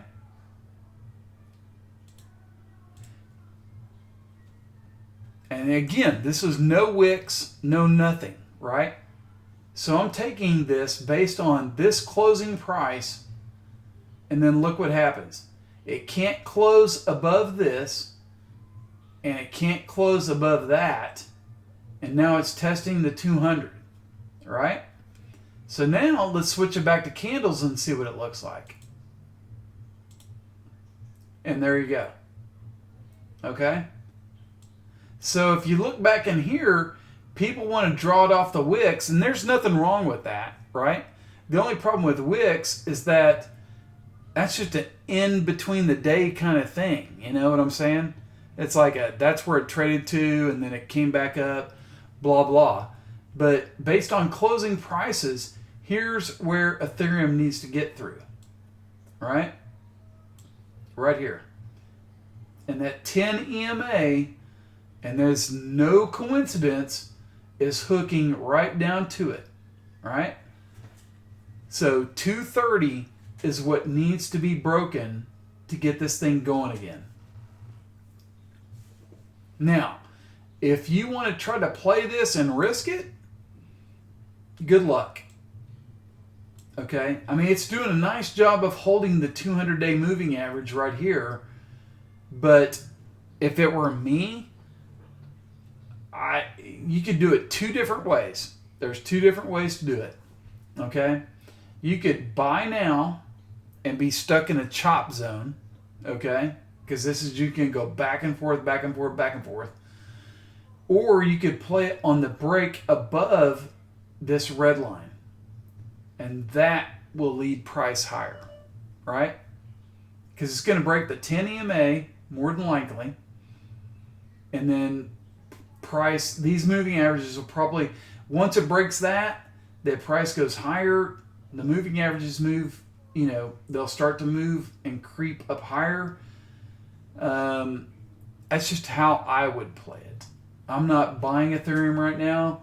I will be watching it closely. But I will not be buying it right here.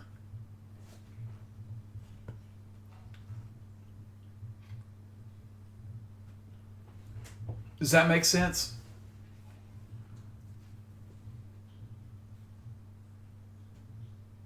Does that make sense? I mean, look at this. That was all based on a line chart. All right, closing price.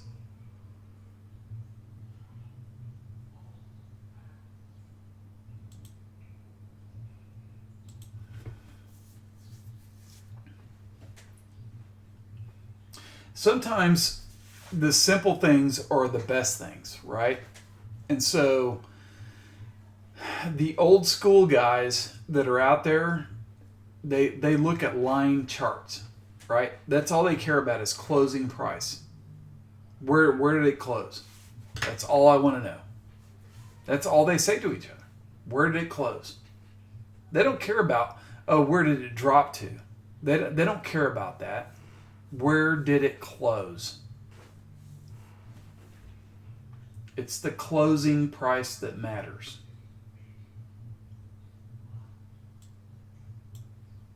And with that said, let's go look at Bitcoin for that matter. Let's go look at this. Line chart. And do you think it's just a coincidence that it's rejecting right up here at the 20 EMA and then it backs off? You know, it's not rocket science, guys. It's easy stuff. And so you have to be patient. I know a lot of people want to try to intraday trade stuff, and I get it. That's fine. I mean, you can do that, and I've done it before, and I still do it. But if you're wanting to play this like multiple days or weeks, then you have to watch this stuff. You have to watch where these moving averages are going and what they're doing. Right? And so when I see the 10 cross the 20 and then we're not getting back above that just yet, it gives me caution. It makes me kind of think. It makes me kind of like, okay, I'm not going to do anything just yet. Right? And same thing with my squeeze indicator. You know, my squeeze indicator has not said go long. It hasn't said go short. It just says don't do shit. And that's what I'm doing. I'm not doing shit.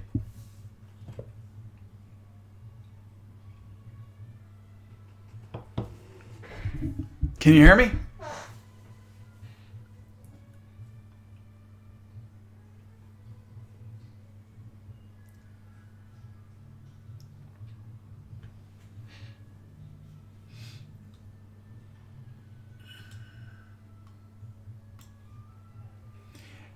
Denius.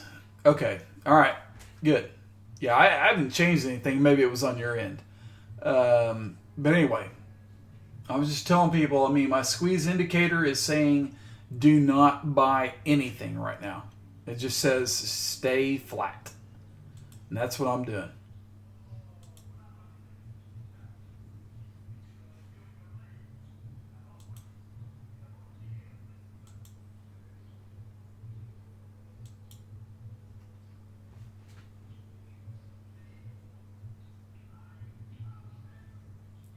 Yeah, Peter. Absolutely. Yeah. That's what it is. I mean, it's not rocket science, guys. I mean, EMAs and Bollinger Bands, period. That's it. If you're starting out and you're getting into the game, and then once you start to understand how the Bollinger Bands work, then that's key. It's golden. Absolutely golden. No, I'm sitting in. I will say this. I do have a core position of Bitcoin. I've got a little bit of Litecoin. I've got DGB as an altcoin. I've got that. But other than that, everything else is pretty small. So right now, I'm pretty much sitting at, if I was to guesstimate, probably 75% cash, fiat, right now.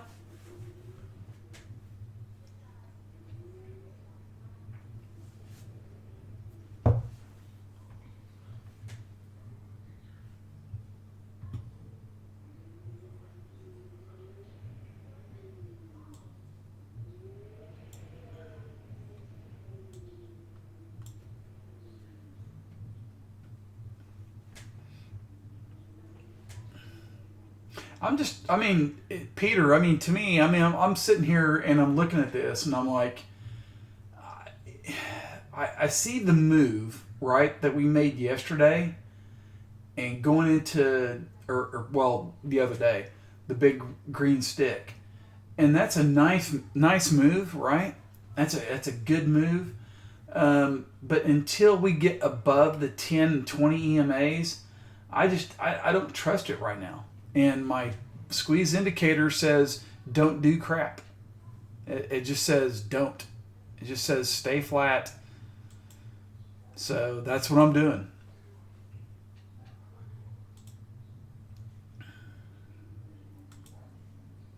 And until it does something, I'm not going to be worried, because if Bitcoin was to go up, here's the thing, and I showed this on my futures chart, right, with my squeeze indicator, is that even though price may go up, my squeeze indicator will let me know, and then I'm going to sit there and I'm going to watch for a retracement, because I'll get the green light. You know what I'm saying? I'll get the green dot. The green dot will tell me it's okay to buy. And when it does, I'm going to wait for the retrace, or I may just buy some then and buy on a retrace, and then it's going to go higher after that. I have absolutely 100% confidence in my squeeze indicator. 100.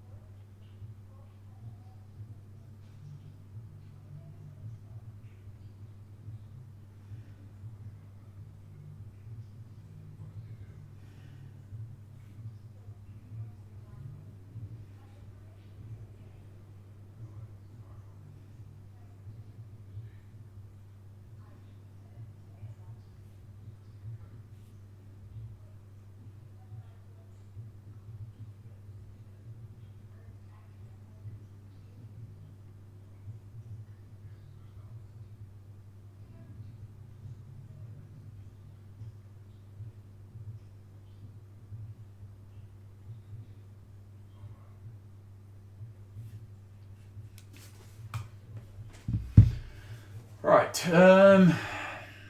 What do we got? Yeah. Okay. Where can you find it? Okay. So, first of all, you need to be on TD Ameritrade.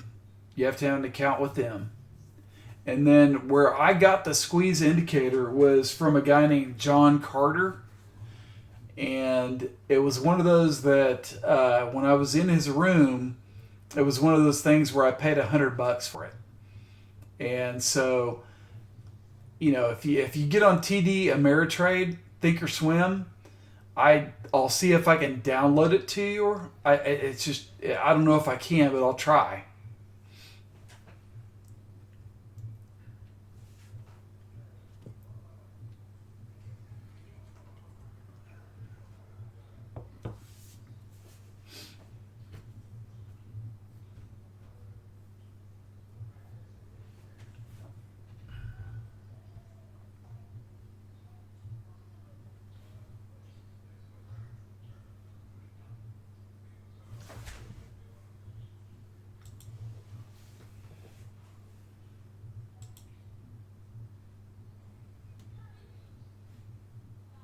Oh, you're welcome. My pleasure. Does anybody have any other chart requests or anything to look at, or did I scare everybody off of altcoins, or hopefully not?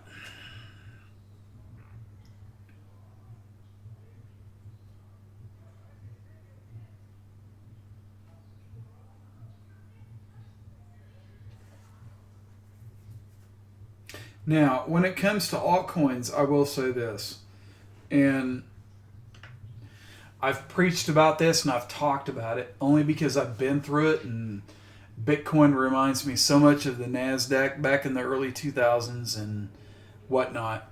But, guys, I'm going to tell you, I mean, there are so many of these that are going to fail, okay? They're going to zero, okay? And don't rip me for it. I'm just telling you what I believe and what I think is going to happen, right? There's going to be a few that are going to survive, right? They always do. But you want to stick with the strong ones, right?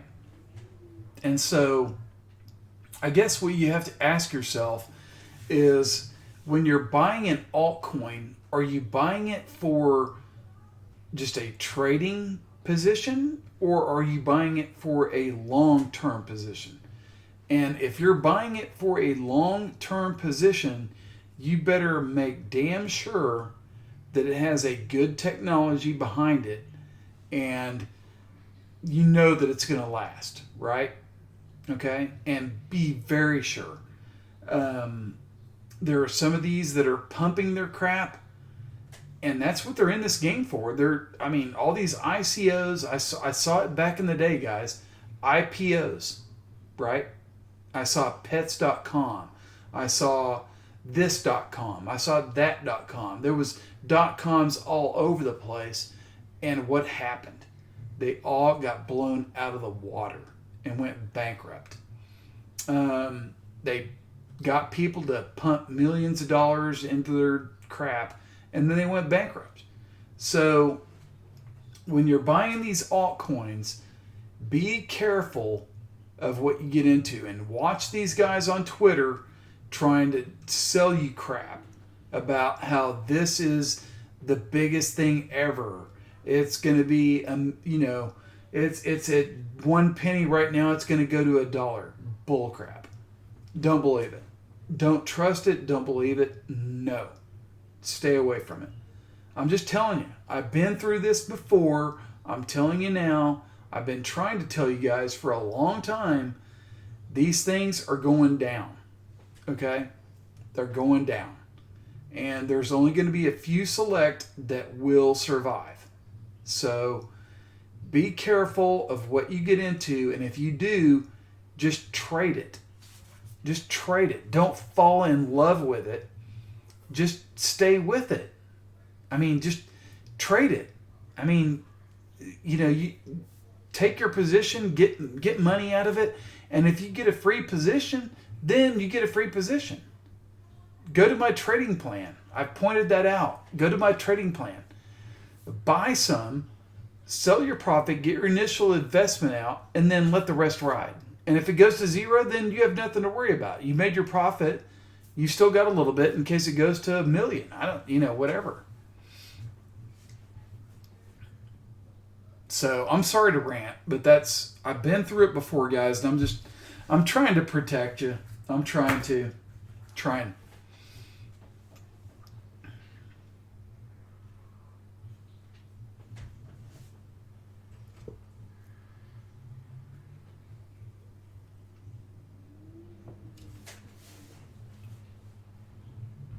Okay, Abram wants to look at BTT.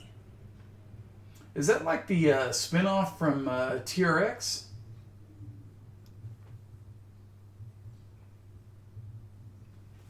Oh, thank you very much, Shinnok. Appreciate that. Thank you very much. You melted me. You melted me right there. Let's see. BTT.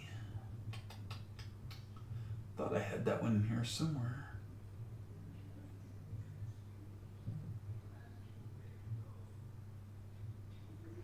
Oh, come on. I know I had BTT in here. Oh, well. Let's type it. BTT.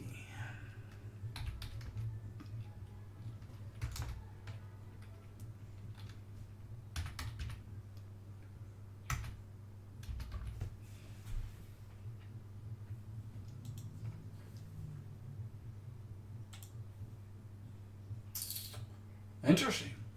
Okay. Let's see. BTT. Wow. Okay. So if we are to go on previous history of this chart, and let's do this. Let's just first of all do this. Yeah, see, it broke that, but it bounced back above. Let's take that out. Did it hold the all-time low? Hang on.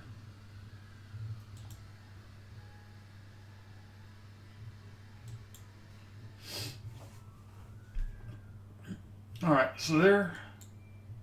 Man, I feel I'm gonna sneeze. Hang on. Oh, excuse me. I thought I was gonna sneeze. All right, let's do this.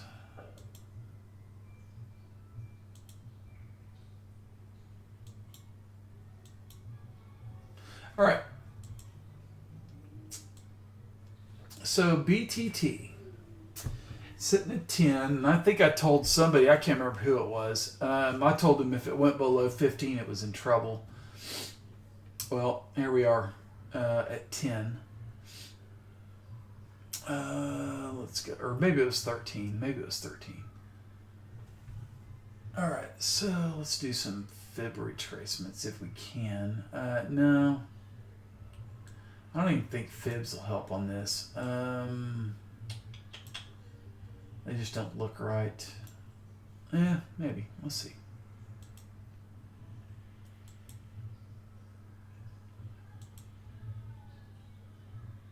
Ah.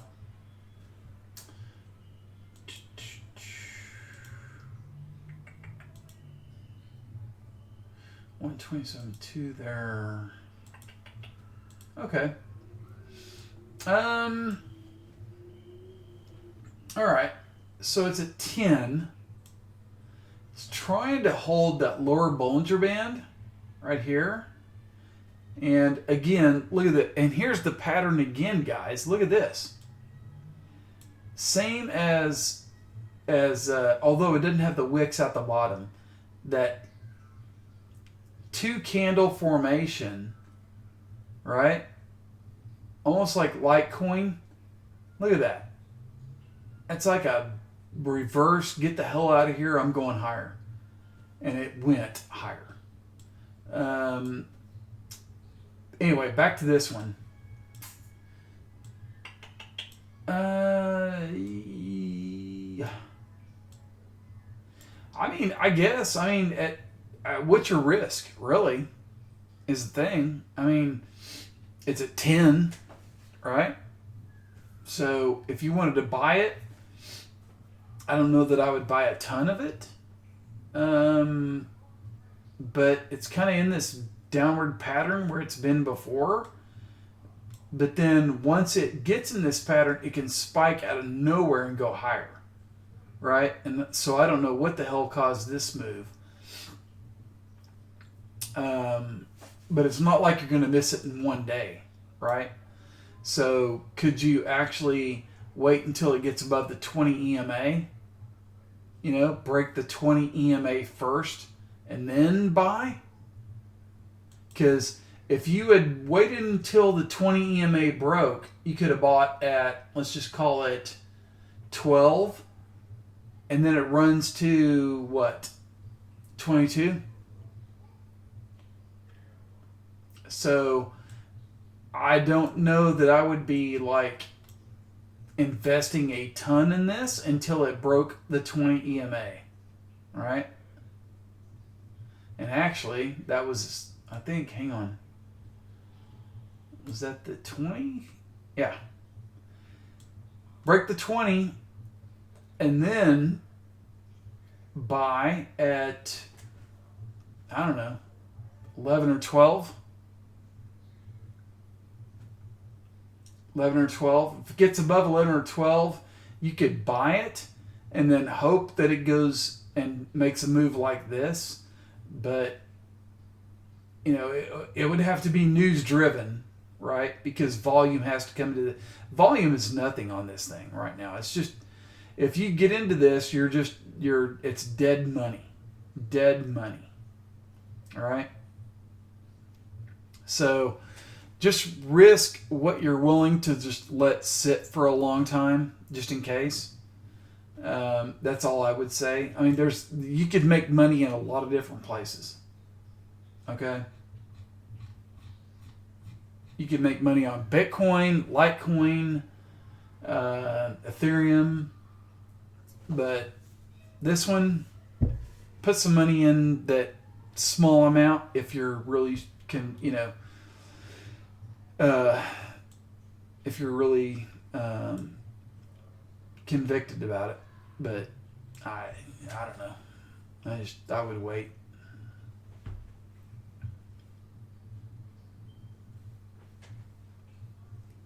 Okay. Again, look at when it dropped. Oh yeah. Yeah.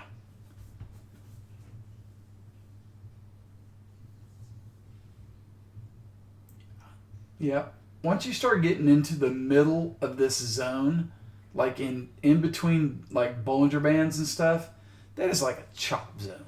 Just chop zone.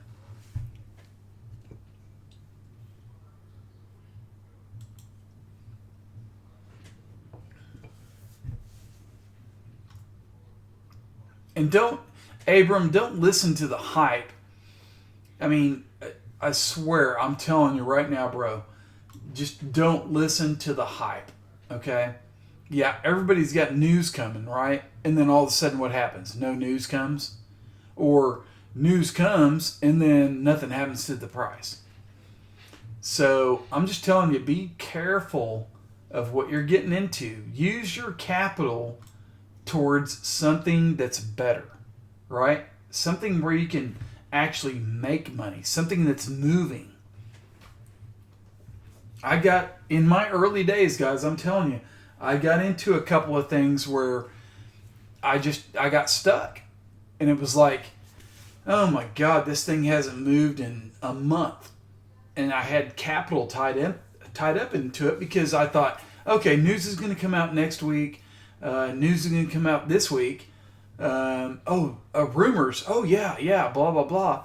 Nothing ever happened, and your capital is tied up. Use your capital towards something that's going to move, i.e. the bigger ones right now, Bitcoin, Litecoin, Ethereum. Trade those. I mean, don't sit here and jack around with an altcoin market and just praying that your altcoin position is going to go up go to the moon overnight, right? Because look at these charts. They're just all going down toward the bottom. Now, at some point, will they turn? Yeah, they will. They'll bounce. They'll have their day. But in the meantime, you're tying up your capital in what you could be making money on. Does that make sense?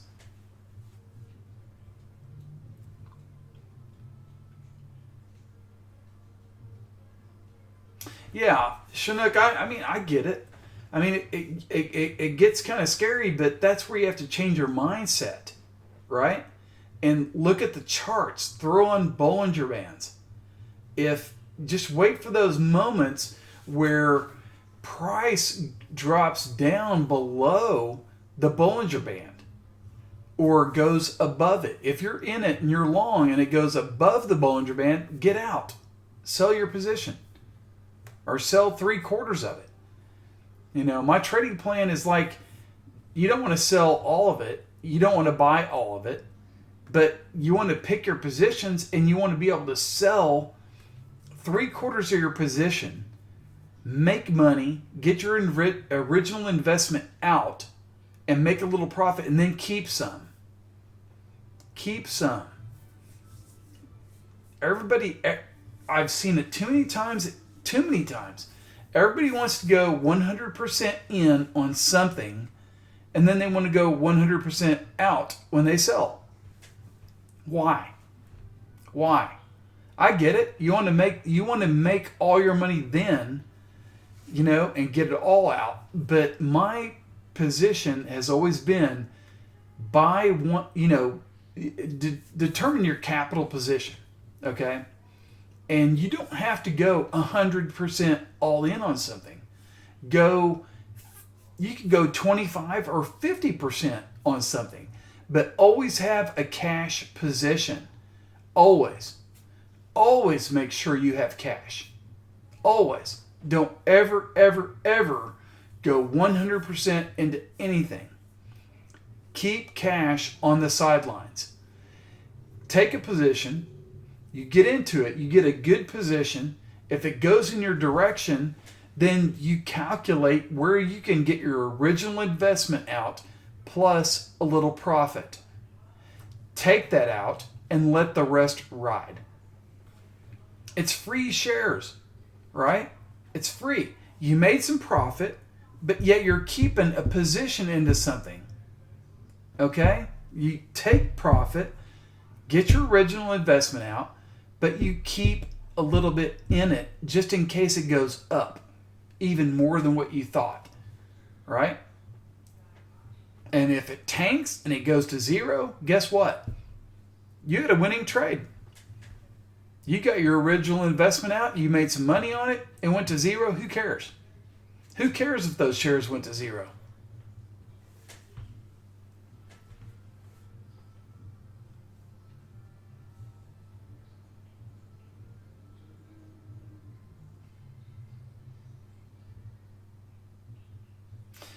Missed the giant run. You was in BTC at 250? Did you mean like LTC?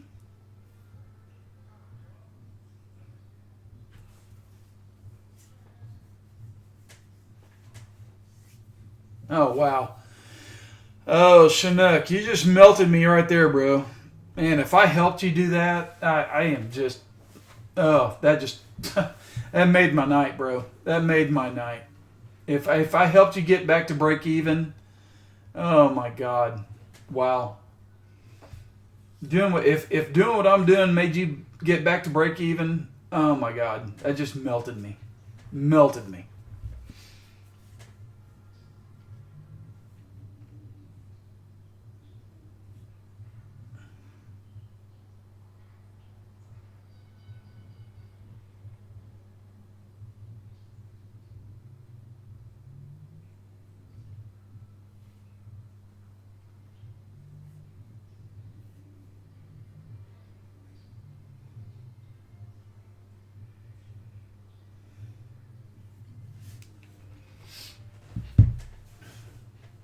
Wow, totally melted me.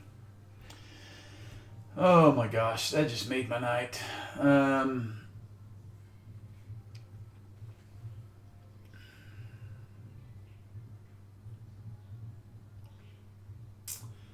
Oh wow, so David, you were in BTC back in the day when it was at 250? Oh my God. Wow.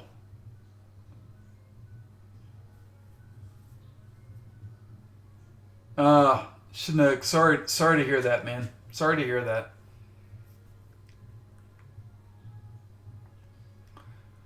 Yeah.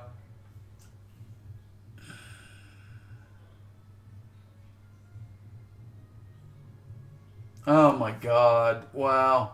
See that it just goes to show you. I mean, if you had done the trading plan, right? And I'm sorry, I hate to bring this up, but if you had done the trading plan that I've lined out, you could have got that position, got your original investment out, and then let the rest ride like it's not even there, right? Just throw it to the side. It's not even there. Don't even worry about it. It's not there. You're not trading it. You're not selling it. Nothing. And then look what happens. So that's what I'm trying to teach people here, is that you just never know. One of these that you trade could go to the moon.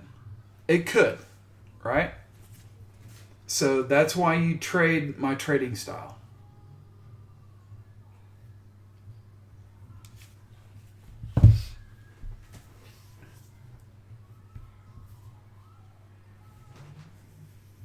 And I can't believe, I mean, am I the only one that has mentioned this, or has somebody else mentioned it on Twitter? I've never seen anybody else on Twitter say anything about this is what you should do. They always go like, okay, well, I'm going to go 100% here, selling 100% there, and then waiting for a retrace.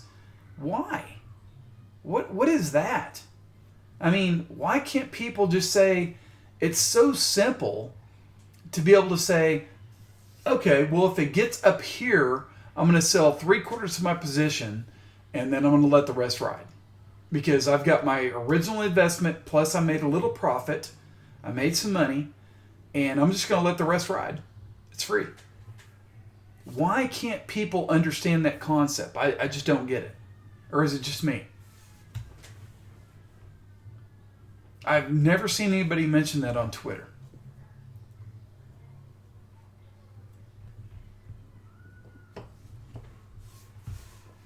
That's how you build a portfolio, you know? I mean, you could build up, I mean, right now, you could even do it with some of the altcoins right now. On some of these little spikes they're having every now and then, you could actually do that. You could, you know, like, put some money into it. You know, if the setup is right, the setup has to be right, you know, because we know that these things, and you know, they're going to move a little bit, right? They're going to have their little spikes. Nothing goes straight down. But they're going to have their little spikes. But why can't you play that and get, you know, a little position and then, you know, get your investment out? It cracks me up. I don't understand. I'm just confused.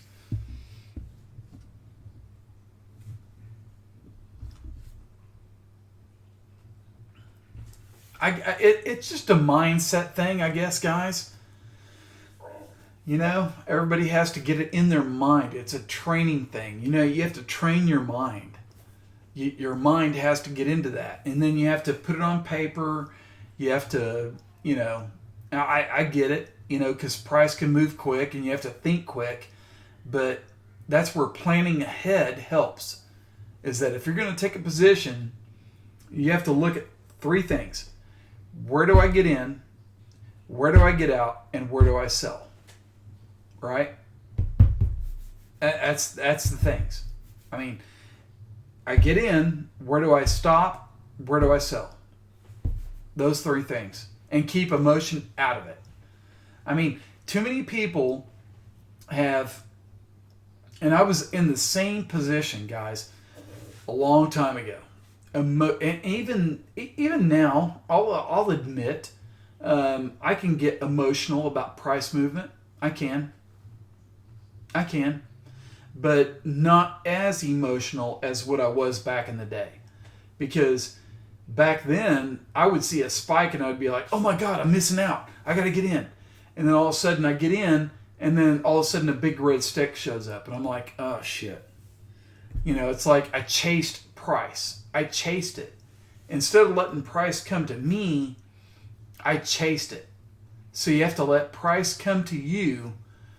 Exactly. FOMO. That's exactly what I did. I was like, I'm missing this thing, man. It's going to the moon. And then all of a sudden a big red stick, and I'm like, oh my God.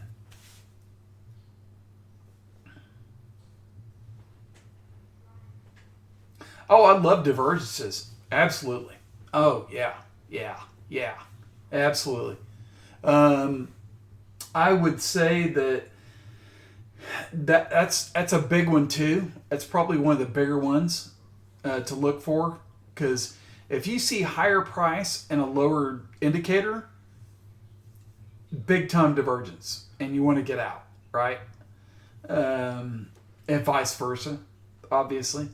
So you want to look at those, but those divergences take time to play out if you're looking at a daily or a 4-hour chart. So that's where you want to be like a swing trader, and you just understand that, okay, yeah, it's lower, the indicator's higher, yeah, I'm going to short. Or vice versa. Indicator, man, it's low, or it's high, or whatever. You play it that way. You have to go with the divergence. I love divergences.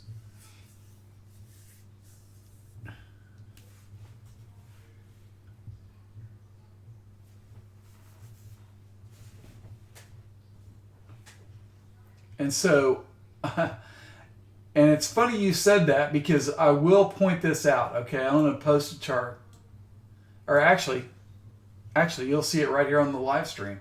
Look at this. Okay, so Bitcoin. What do we got?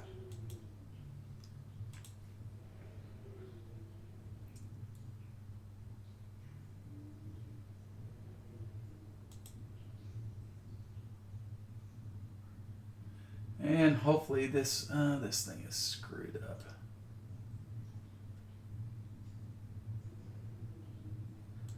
Yeah, I think that's close. Yeah, there we go. Okay. So, does everybody see this? Does everybody see this? Look down here. Right down here.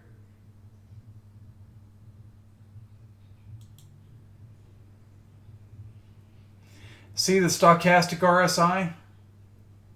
Okay. Well, you notice how it's been trending up, right? And price has been coming down. That's a divergence. That's a bullish divergence. Okay? Bullish.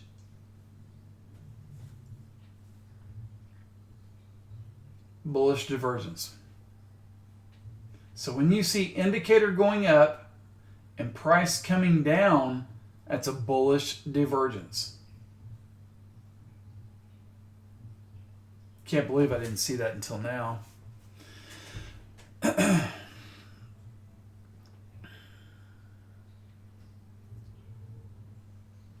So,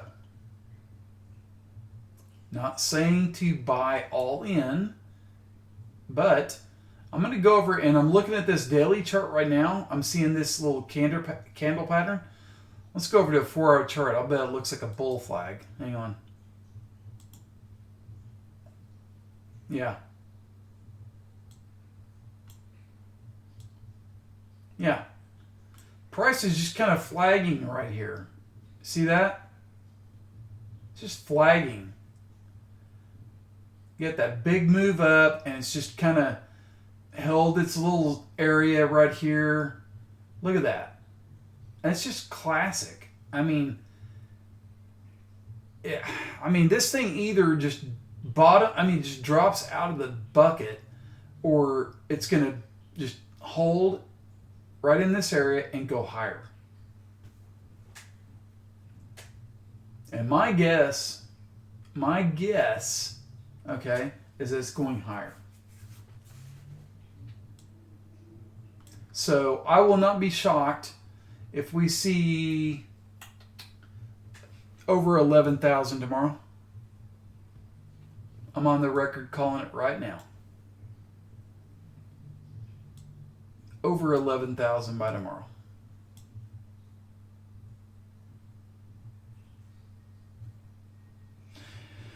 Now, as soon as I say that, there'll probably be some news that Bitcoin's a scam, blah, blah, blah, and it's going to drop it all the way back down to here.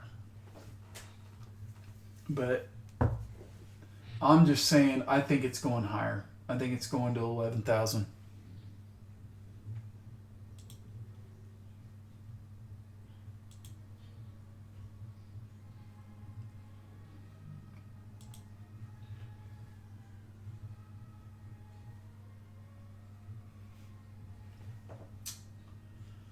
That's just me.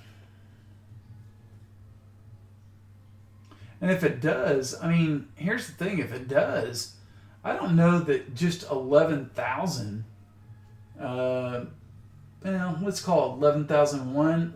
I don't think that's probably going to be the top. I think, or at least resistance. There'll be some here, but 11,006 would probably be the area, to watch. I think that could be the big time resistance if it makes it there. And then if it breaks that, then we're going up here to test that fib-based trend line right up here, and then this downtrend line up in this area. So yeah, I looked at Litecoin. In fact, did you see the post I had about the tweezer bottom and comparing it to EOS?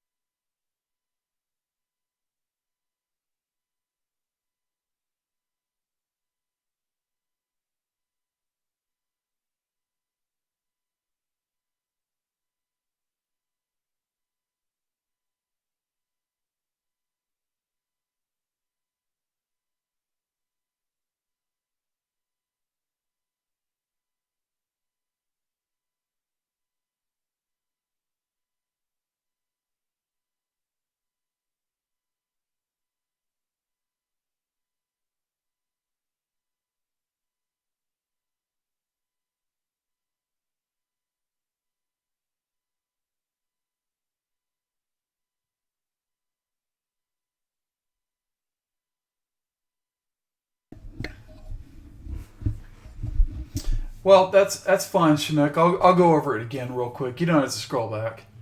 So here's what I pointed out, okay?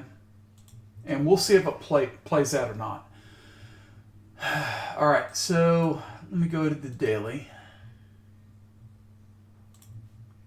All right.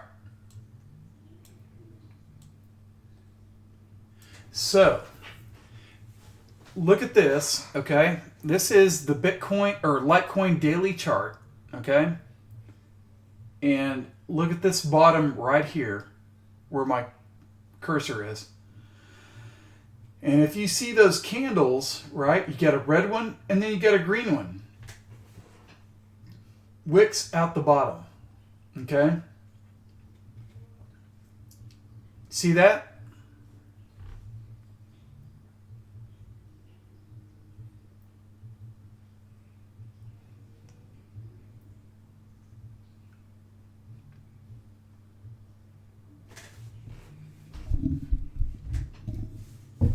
Now, if you see that, then price is going up a little bit, right? Now, I'm going to go over to another chart, and it's EOS, right? And I'm going to show you something in reverse. All right? So let's go over to EOS, okay? And let's look what happened back here. Does this candle pattern look familiar? All right? Okay?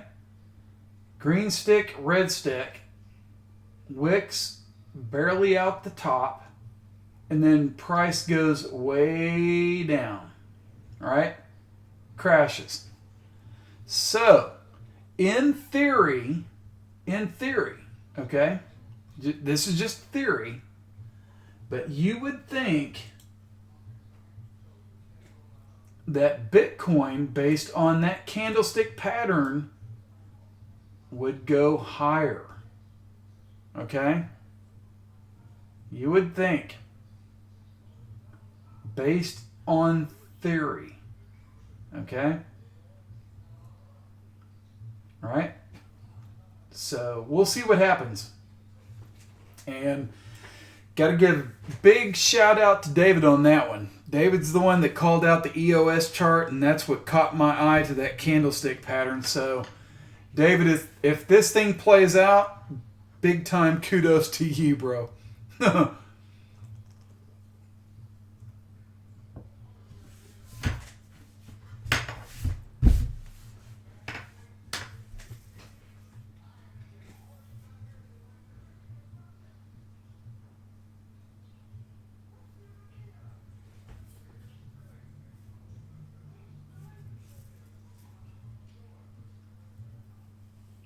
Yeah, I mean, but when is the Litecoin happening? Is it like August, right? Sometime in August? All right, guys. Sorry about that. That's my cat.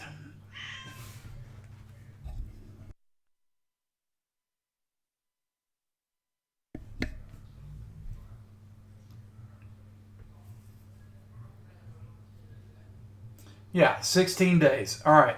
So that's a long time, guys. That's a long time.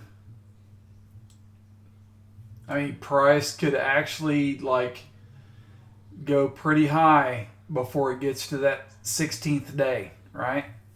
So we'll see what happens. Yeah, absolutely. I mean, you could be in for 10 days. Just play the move. 10 days and then get out. And whatever happens after that, so be it. But play the trade, right?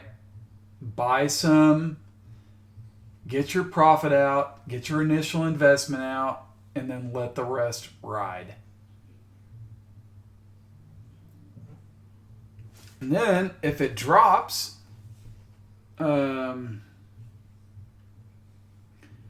then depending on where it gets at, you could always rebuy, right? But take your profit, your investment out, and just let it ride.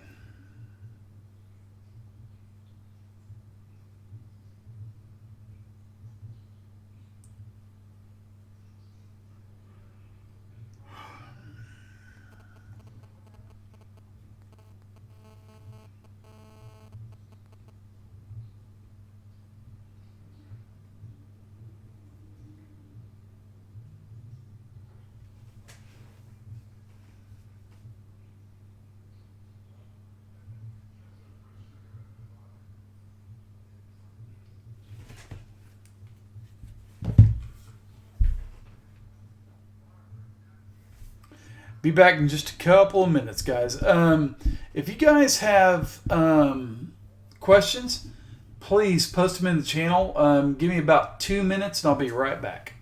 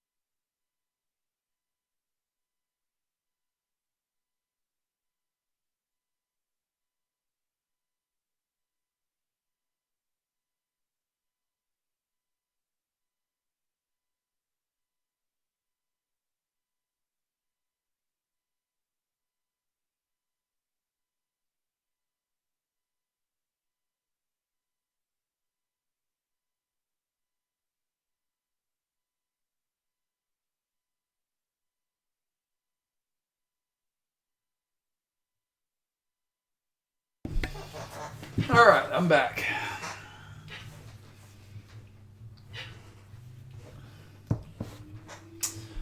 All right, CME gap. Yeah, let's look.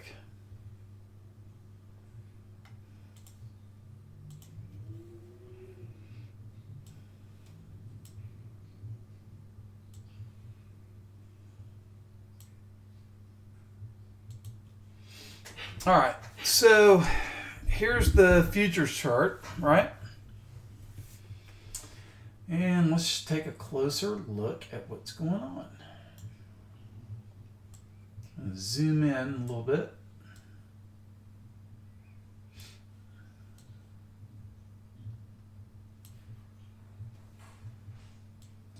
And this will kind of give you an idea of what I look at, right? Okay. Okay. Here we go.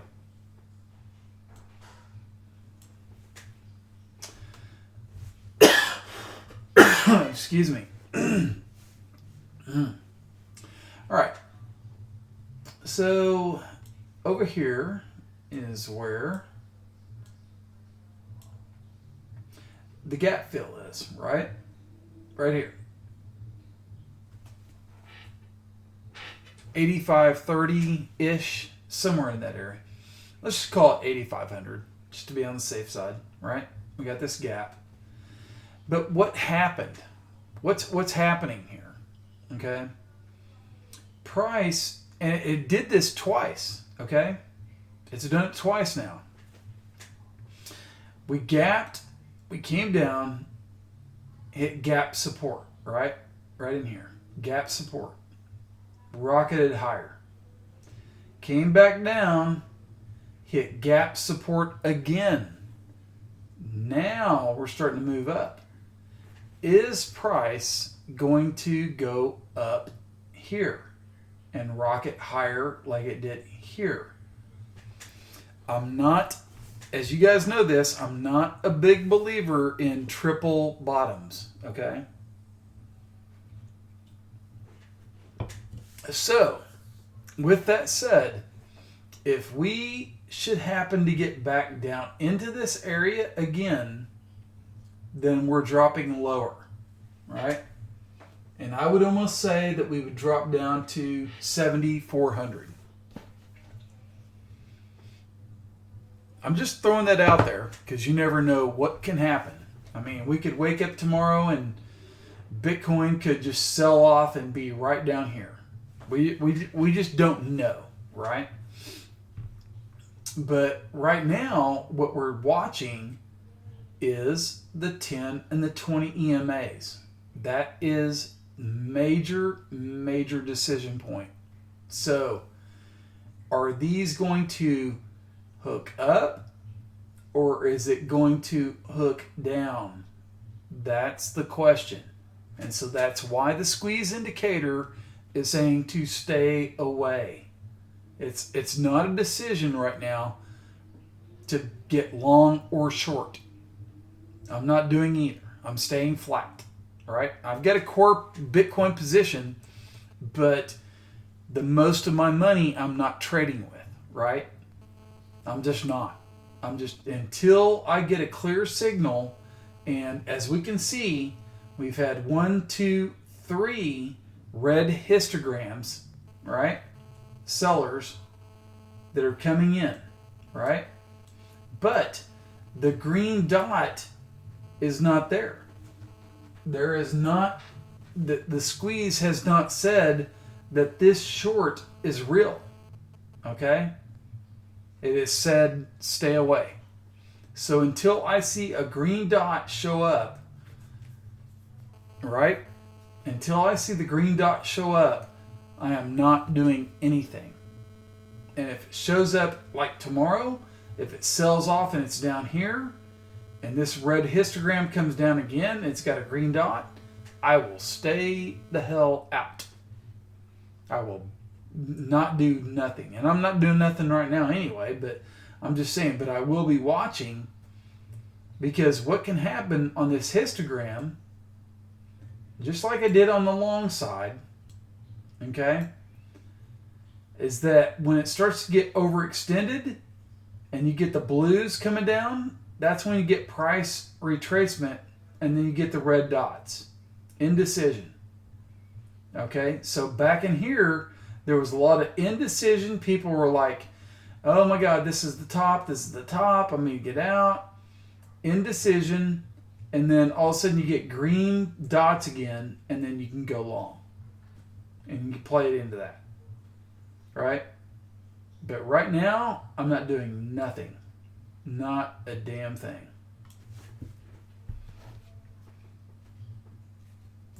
So, hopefully that makes sense.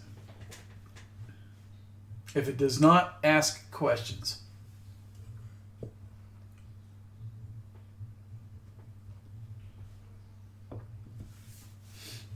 And if you want me to zoom in a little bit so you can see it,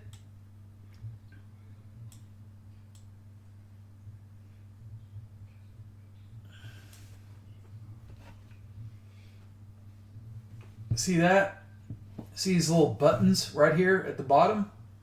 When they're green, I'm safe, right? I'm safe with my long. I'm safe. I'm safe, I'm safe, I'm safe.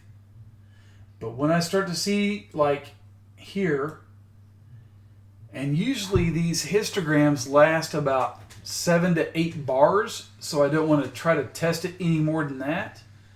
After 7 to 8 bars, 1, 2, 3, 4, 5, 6, 7, 8, 9. That's when you can start getting a little worried, right? These usually last about 7 to 8 bars, maybe 9 at the max. But when they start to get extended, that's when you want to start thinking about taking your profits, right? And look how price got outside the Bollinger Band. You got your 9th bar right here. Get the hell out. Right? You're still long because of the histogram, the green, right? Still long. Blue bars, kind of indecision a little bit, weakening. You know, you could always try to swing trade if you want. But right here, when I was posting about this, I posted and I put a trend line on this thing and it was going down, right? And so when it starts going down like that, I'm like very cautious, very cautious. So what I want to see now is this. I want to see if I'm a bull, right? I want to see this just kind of turn into a, let's scroll back here. Let's go back a little bit. Because it's been so damn long.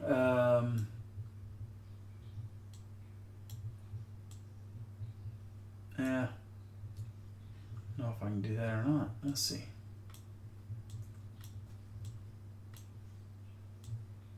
Oh yeah, here we go. All right, so in reverse, what I want to see is when you see these red dots, see this? Red histogram, that's a short. Green dots, it says it's short, and all of a sudden, the histogram starts to change a little bit. You get a yellow color to it, and it starts to bottom out a little bit. Starts to reverse. That's what I want to see. I want to see like these reds turn into a yellow. And when I see a yellow and I get a green dot, then I'll start buying.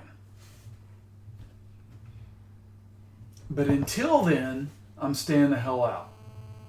Okay? I'm not doing a damn thing. So Bitcoin could go to, if it goes to $13,000, fine, whatever. I'm whatever. I'm happy with it. I got a core position. But tradable wise, and for nobody that has a position, I'm not doing a damn thing. I'm just sitting on the sidelines. I got my cash. I'm happy. I'm going to sleep good. That's my position. I don't care what the hell. I mean, I'm not going to buy it right here. I'm not buying it at resistance. Why? Why are you buying it at resistance? Why? That's the question. So, that's what I got to say.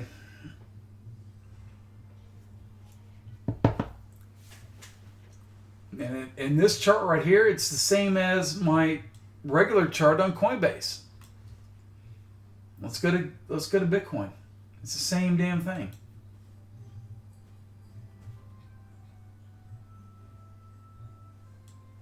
All right? Pretty much the same. Why am I going to buy it at resistance? No. Do not.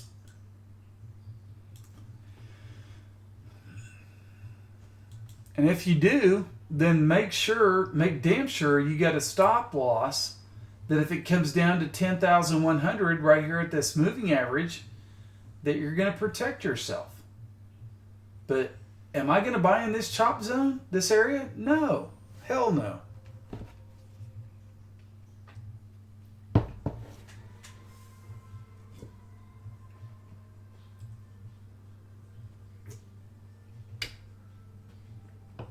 Any questions about that?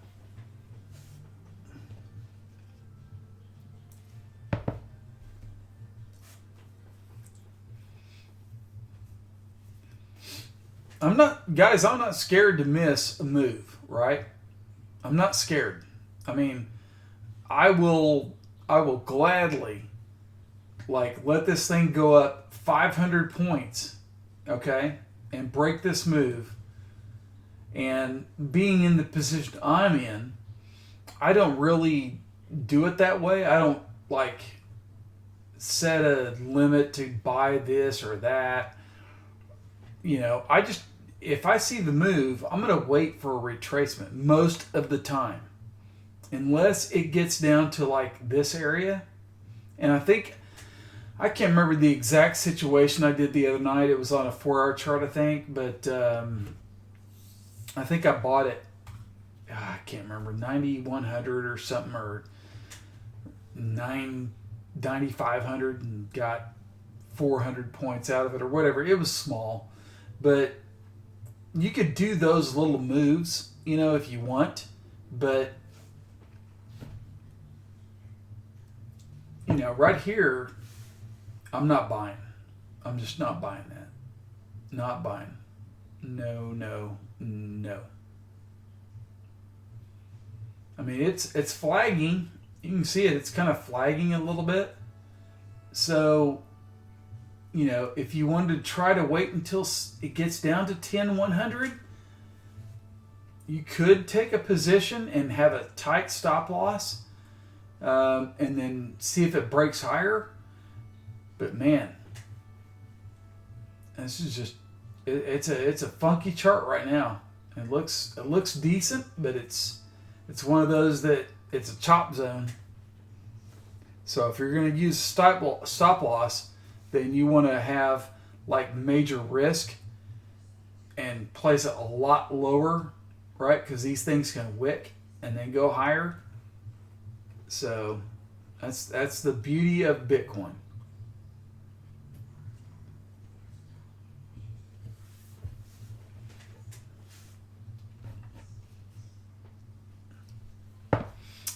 So is the CME telling a slightly different story than that? Peter, there's a little bit of a price difference, for sure. Absolutely. So when you look at my Bitcoin futures chart, you'll see a little bit of a price difference, just based on the way futures are. It's a futures chart. And to be honest with you, I trust it a lot better than I do the Coinbase chart. But with that said, I have to go back to the Coinbase chart on the weekends because the futures are closed. Right now, they're closed, right?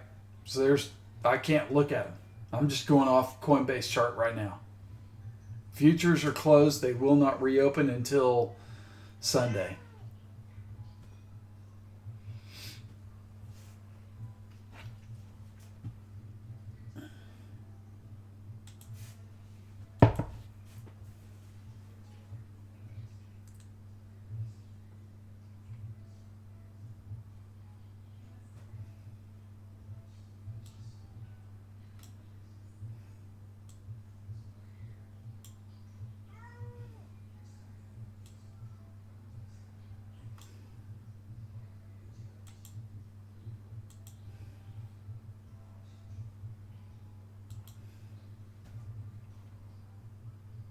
So, I mean, we'll see where. Okay, so for right now, just for giggles and grins, the futures chart closed. I'm gonna sneeze again. Hang on.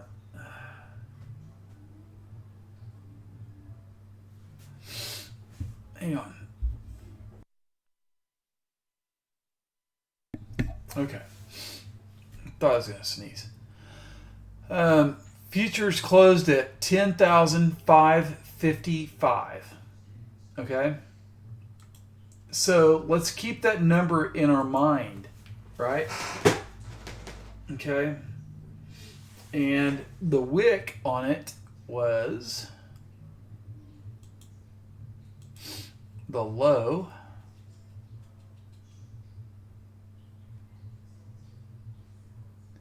Uh, 10,130. Okay. So there's a possibility that we could drop to 10,130 and still not gap.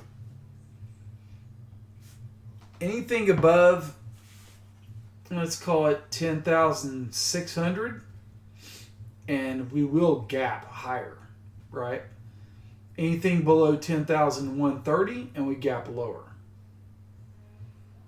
So the expectation going into this weekend is that, in my opinion, we just chop around and go a little sideways next couple of days. I mean, just my point of view. I don't have a clear signal to say that, but I would like to see it just not go a lot higher right now. I would like to see it go just sideways for a couple of days and then on Sunday evening blast off. That's what I'd like to see. No gap. Just hold the gap support if you have to, and then just go higher.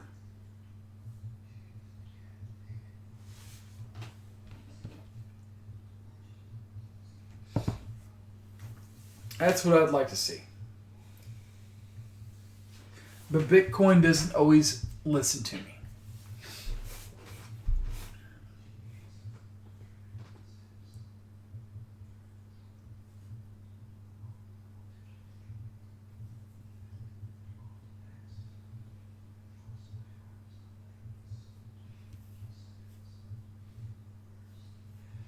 All right, guys. Any other questions? Chart requests? I'm going to have to get off here in just a few because I've got to make dinner and then I got a big golf tournament tomorrow.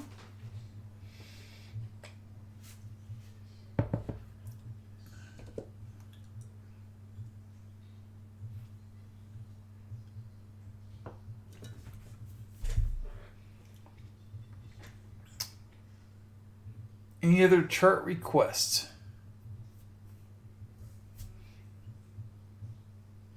Oh, thanks, Chinook. I appreciate it. Thank you. I'm trying. Yeah, wish me luck, guys. Wish me luck. I did pretty well. Oh wait, get off that. I did pretty well today. I had a practice round. I had a 43 on the front and then one over on the back. So I shot at 80. So, ADA. Okay. Oh yeah, that ADA is like a cult stock, man. Everybody loves that thing.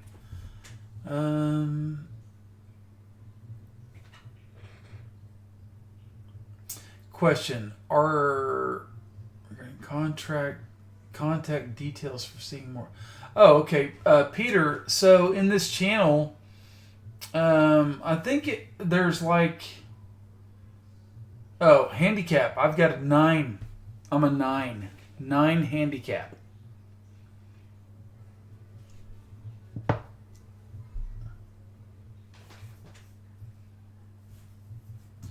Nine handicap. All right.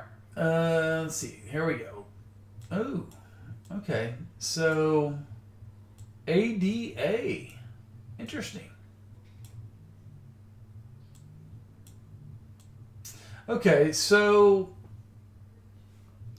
Oh, you are? Okay, cool. You need to come down and play, man.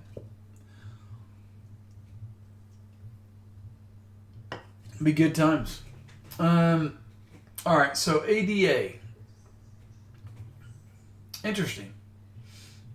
Let me get rid of this fib here because it passed that. So this is an old fib I had in here. I mean, and there was a cluster, fib cluster, right? Look at this, okay? Fib cluster right in this area. And I have not changed it. This is the first time. I haven't looked at ADA in forever, so whatever I had on here has been here. But look here.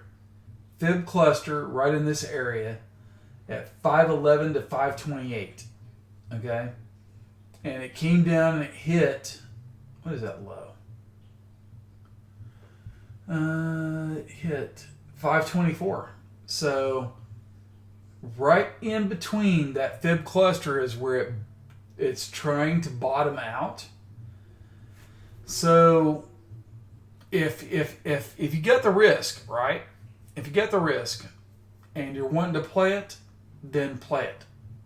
Okay? And I will just say, let's do this.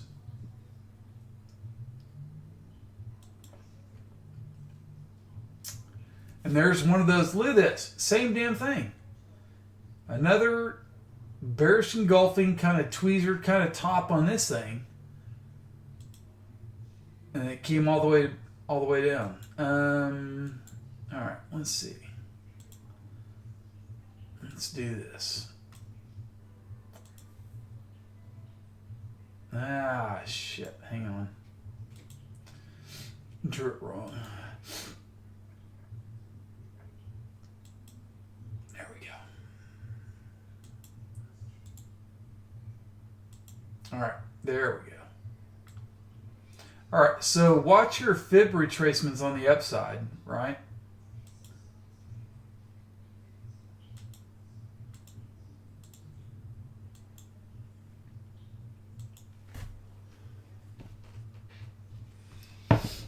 So if you're wanting to play ADA, obviously we talked about the fib cluster down here, which is major support. So if you're getting in and it looks like it's trying to break above the 10 EMA, all right, right here, but it hasn't yet. Okay, it hasn't broken above it. Okay, and what has been the driver of this thing going down? It's the 10 EMA. Get a wick here, right, where everybody thought, oh, it's breaking out. It didn't. Resistance here, but it's trying to break out. So with the stochastic RSIs right up here, I would say that I would want this to go a little bit sideways, right? A little bit sideways. And then try to break the 10 and the 20 and come up. So that's my point.